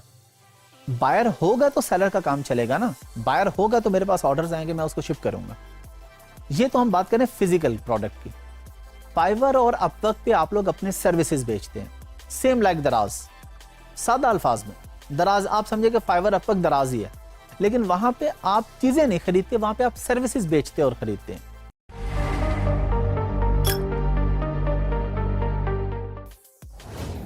आपका क्लाइंट फाइवर और अपवर्क पे आ जाता है। अब क्लाइंट आ गया तो क्लाइंट आके क्या करेगा? अगर क्लाइंट को कोई सर्विसेज बेचने वाला ही नहीं है तो आप लोग जाके फाइवर और अपवर्क पे अकाउंट बनाएंगे और वहां पे आप लोग सर्विसेज बेचेंगे। अब पैसे तो आपको दे रहा है, देखें दराज पे भी जो आपकी ट्रांजैक्शन हो रही है क्या हो रही है? पैसे जा रहे हैं, प्रोडक्ट आ रही है। लेकिन फाइवर और अपवर्क पे पैसे जा रहे हैं और सर्विसेज आ रही हैं। आपका क्लाइंट आपको पे कर रहा है, लेकिन आपने उसको कोई उसके अगेंस्ट कोई चीज तो पैक करके नहीं भेजी, आपने उसको सर्विसेज दी हैं। आपने अपने घर बैठ के काम किया, उस काम करने का उसने आपको पे किया। तो फाइवर और अपवर्क ये दोनों बड़ी फ्रीलांसिंग की साइट्स हैं जहां पे हजारों क्लाइंट्स हैं और हजारों वर्चुअल असिस्टेंट्स भी हैं वहां पे। अमेज़ॉन की हम एग्जांपल ले लेते हैं। अमेज़ॉन पे भी लोग प्रोडक्ट बेचते भी हैं, खरीदते भी हैं, लेकिन जब सर्विसेज बेचने और खरीदने की बात आती है तो उसके लिए अपवर्क और फाइवर यूज होता है। तो सादा से अल्फाज में अपने दिमाग में बिठा लें कि अगर आप कोई फिजिकल प्रोडक्ट ले रहे हैं तो वो दराज और अमेज़न उस तरह की साइट से। अगर सर्विसेज का लेन देन हो रहा है तो वो अपवर्क और फाइवर पे हो रहा है। इसके लिए आपने फ्रीलांसिंग का पूरा कोर्स देखना है। मैं भी आपको बता रहा हूँ, मैं मजीद वीडियोस में भी आपको बताऊंगा इस बात पे कि आपने अपवर्क और फाइवर पे अकाउंट किस तरीके से बनाना है, किस तरीके से काम करना है, लेकिन मेनली आप लोगों ने फ्रीलांसिंग का कोर्स। अस्सलाम वालेकुम। हम लोग सीखेंगे कि पेमेंट्स हमने किस तरीके से लेनी है प्लेटफॉर्म से। प्लेटफॉर्म से क्या मुराद है? फ्रीलांसिंग प्लेटफॉर्म से अपवर्क है, फाइवर है, कोई भी और फ्रीलांसिंग का प्लेटफॉर्म है। अब उससे पेमेंट लेने के लिए कौन कौन से मेथड्स हम लोग यूज़ कर सकते हैं? हम लोग पेयोनियर का इस्तेमाल कर सकते हैं, हम लोग ट्रांसफरवाइज का इस्तेमाल कर सकते हैं, हम लोग वेस्टर्न यूनियन के थ्रू भी पेमेंट ले सकते हैं, डायरेक्ट बैंक अकाउंट में भी ले सकते हैं। मल्टीपल चैनल्स हैं, इसलिए ये कोई टेंशन की बात नहीं है कि पैसे कैसे आएंगे। सोचने की बात यह है कि आपने काम सीख लिया और काम कैसे करना है। पैसे आने के इतने सारे रास्ते हैं कि आपकी पेमेंट आपको मिल जाएगी। अच्छा, कुछ लोगों के माइंड में ये होता है जी अगर किसी ने काम करवा लिया और वो भाग गया तो फिर मैं क्या करूँगा? तो कोई मसले की बात नहीं है। अगर आपने डायरेक्ट किसी से डील कर लिया, कोई एक दो भाग भी गए, तो अपने आप को मेंटली प्रिपेयर रखें, क्या हो जाएगा। लेकिन प्लेटफॉर्म से कोई नहीं भागेगा, ये आपको प्लेटफॉर्म का फायदा है। पिछली किसी वीडियो में मैं आपको बता चुका हूं कि अगर आपको डायरेक्ट क्लाइंट पे मिले फेसबुक पे या लिंक्डइन पे, तो आप उसे प्लेटफॉर्म पे ले आएंगे। प्लेटफॉर्म क्या है? अपवर्क या फाइवर या कोई भी प्लेटफॉर्म। जिस तरह अमेज़न एक प्लेटफॉर्म है ना, जहाँ पे चीज़ें बेची जाती हैं और चीज़ें खरीदी जाती हैं, इसी तरह अपवर्क और फाइवर एक प्लेटफॉर्म्स हैं जहाँ पे सर्विसेज बेची जाती हैं और खरीदी जाती हैं। तो जब आप प्लेटफॉर्म के थ्रू काम कर रहे होंगे तो फिर आपके पैसे कहीं नहीं जाते, फिर वो पैसे प्लेटफॉर्म पहले ले लेता है उनसे, और जब काम आप कंप्लीट करके देते हैं तो वो आपको आपके पैसे अपना कमीशन काट के दे देता है। तो वो as a third party, as a guarantor बीच में काम कर रहा होता है। अब पेयोनियर का अकाउंट बनाना बहुत आसान है, ये फ्रीलांसिंग के कोर्स में आपको पूरा बता दिया जाएगा। बहुत सिंपल है, कोई मुश्किल काम नहीं है। पाकिस्तान में बैठ के बिल्कुल बन जाता है, पाकिस्तानी डिटेल पे बन जाता है। उसके अंदर आपके पास हर तरह की करेंसीज होती हैं। अगर हम बड़ी 3 करेंसीज की बात करें, डॉलर, पाउंड और यूरो, वो उसमें तीनों आपके सामने आ रही होती हैं। आपके उसमें तीनों अकाउंट्स होते हैं। अमेरिका का क्लाइंट है, उसको डॉलर अकाउंट दे देंगे। यूके का है तो उसको पाउंड का अकाउंट दे देंगे। यूरोप से है तो उसको यूरो अकाउंट दे देंगे आप पेयोनियर का। और कुछ क्लाइंट ऐसे होंगे जो कहेंगे जी हम आपको डायरेक्ट पे कर देते हैं। अच्छा, एक चीज़ का आपने ख्याल रखना है कि जब तक आपकी कोई फाइनल डील नहीं हो जाती, इंटरव्यू कॉल नहीं होता, आपने अपनी कोई स्काइप आईडी भी शेयर नहीं करनी अपवर्क पे या फाइवर पे। आपका अकाउंट सस्पेंड हो सकता है फौरी तौर पे। अच्छा, अब कुछ केसेस में लोग कहते हैं जी डायरेक्ट भी होना चाहिए, डायरेक्ट होने का भी कोई तो तरीका होना चाहिए। तरीका मैं आपको ऑलरेडी पिछली किसी वीडियो में बता चुका हूँ कि आप फेसबुक के थ्रू उससे कनेक्ट होते हैं और फिर आहिस्ता आहिस्ता। लेकिन ये आपने, अगर आपके छोटे छोटे प्रोजेक्ट है ना, उसके लिए आपने ये कभी भी ये काम नहीं करना, डायरेक्ट नहीं होना। हो सकता है जब आप ये वीडियो देख रहे हो तो कोई नए प्लेटफॉर्म्स भी आ चुके हों, नए पेमेंट मेथड्स भी आ चुके हों, तो कोई भी पेमेंट मेथड जो हमें सूट करेगा, बेहतर लगेगा, वो हम ले लेंगे। पेमेंट हमें ऑफ कोर्स डॉलर्स वगैरह में आएगी बाहर से, जिससे हमारे मुल्क का भी फायदा है, हमारा भी फायदा है। और वो पेमेंट जब हम विड्रॉ करेंगे तो हम PKR में विड्रॉ करेंगे। फॉर एग्जांपल, आपका किसी भी पाकिस्तानी बैंक में अकाउंट है, वो अकाउंट आपने पेयोनियर से लिंक कर दिया है, या जैज़ कैश है वो आपने लिंक कर दिया है। अब जब आप वहां से पैसे विड्रॉ करेंगे तो वो ऑटोमेटिकली रुपीज़ में कन्वर्ट होकर आपको मिलेंगे, जो भी रेट चल रहा होगा। इसकी ज़्यादा कुछ फीस भी होगी। छोटी छोटी चीज़ों पे फोकस करना ही नहीं है। आपने $1000 कमाया, 30-40 उसकी फीस कट गई, अब आप उस पर बैठे होंगे जी मेरे $40 कट गए। आपने ये देखना है कि आपको आए कितने, जो आए हैं उस पर अल्लाह का शुक्र अदा करना है। जो फीस है वो ज़ाहिर है हर प्लेटफॉर्म ने अपनी फ़ी चार्ज करनी है। कोई भी आपको फ्री में ट्रांजैक्शन नहीं करके देगा, कोई भी प्लेटफॉर्म आपको फ्री में क्लाइंट नहीं ढूंढ के देगा। जब आप ये काम पैसे कमाने के लिए कर रहे हैं तो वो लोग भी पैसे कमाने के लिए कर रहे हैं। तो जो भी फीस है, जो भी चार्जेस है, वो हम हैप्पीली पे करेंगे, और जो हमारा राइट बनता होगा वो हम चार्ज करेंगे।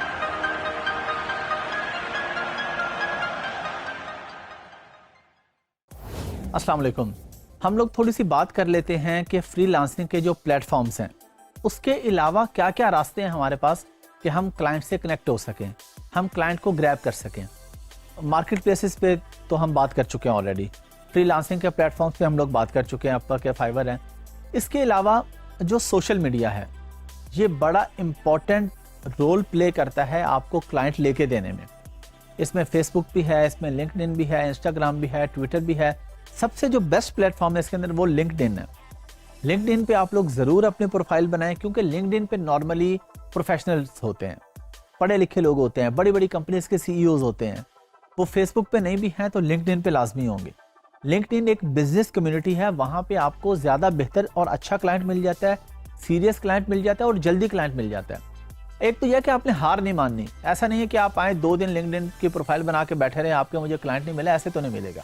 कुछ टाइम आपको स्पेंड करना पड़ेगा, अपनी प्रोफाइल को बिल्ड करना पड़ेगा। फेसबुक पे आप क्या करेंगे, कभी आपको पैसे भी लगाने पड़ेंगे, छोटे छोटे ऐड चलाने पड़ेंगे। ज़रूरी नहीं है कि ऐड चलाएंगे तभी क्लाइंट आएगा, वैसे भी आ सकता है। मैं आपको सारे रास्ते बता रहा हूँ। आप डिफरेंट ग्रुप्स में होंगे फेसबुक पे, वहाँ पे लोगों की हेल्प करेंगे, रिप्लाई करेंगे, लोगों से कनेक्ट होंगे।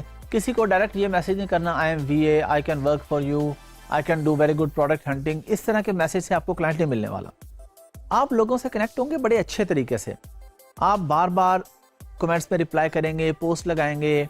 फिर उसके बाद किसी बंदे से आपका राब्ता होता है, आप उससे हाल हवाल पूछेंगे, आप उसे बताएंगे जी मैं इस तरह अमेज़न का काम करता हूँ, और ये आप उसे ये नहीं कहेंगे मुझसे सर्विसेज ले लो, बस उसे तरीके से बताएंगे कि मुझे काम आता है।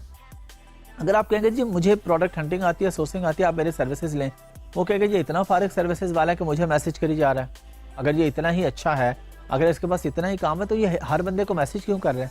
ये उनकी सोच है। हालांकि इससे फर्क नहीं पड़ता, जिसको काम आता है वो बताता है लोगों को, इसमें कोई हर्ज नहीं है। लेकिन आपने ये काम नहीं करना।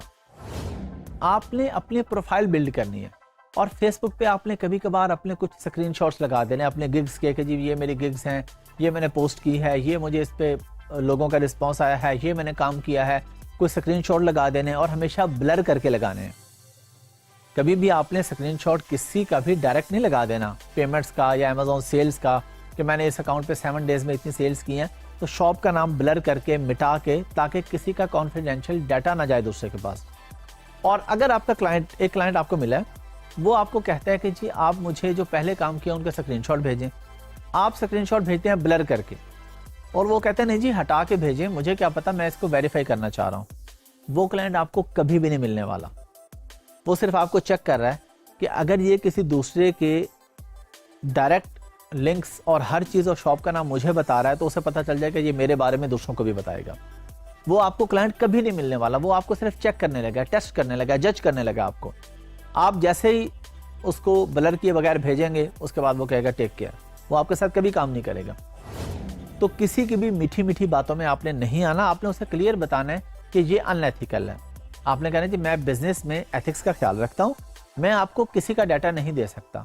मैंने आपको ये चीज़ दे दी, अगर आपको समझ आ रही है ठीक है, नहीं आ रही तो best of luck, best wishes.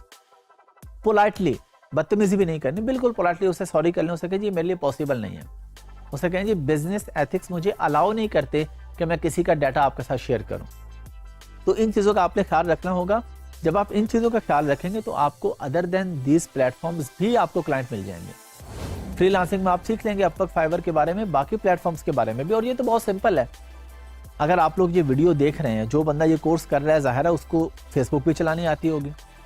LinkedIn का नॉर्मली इतना ट्रेंड नहीं है पाकिस्तान में, लेकिन मैं आपको रिकमेंड कर रहा हूँ, बार बार रिकमेंड कर रहा हूँ कि अभी अपने लिंक्डइन की प्रोफाइल बनाएं। जब भी आप ये वीडियो देखें तो इस वीडियो के बाद पहला काम करें, लिंक्डइन की प्रोफाइल बनाएं। वहां से आपको जो क्लाइंट मिलने वाले हैं, शायद आपको अपवर्क या फाइवर से भी वो क्लाइंट ना मिल सके। अब इसका मतलब ये नहीं है कि आप सिर्फ लिंक्डइन पे बैठे रहें। असल जो हमारा प्लेटफॉर्म है वो अपवर्क और फाइवर ही है। लिंक्डइन से ढूंढ के भी हो सकता है हम उसको इधर ही लेके आएंगे कि अपवर्क और फाइवर पे आए। तो हम हर तरफ अपनी कोशिश जारी रखेंगे। कोशिश हम किसी भी तरफ से नहीं रोकेंगे। ज़रूर कभी थोड़ा सा टाइम टेकिंग भी हो सकता है। इसके बारे में डिटेल जो है वो आप बाकी प्लेटफॉर्म्स की भी और इसकी भी फ्रीलांसिंग के कोर्स में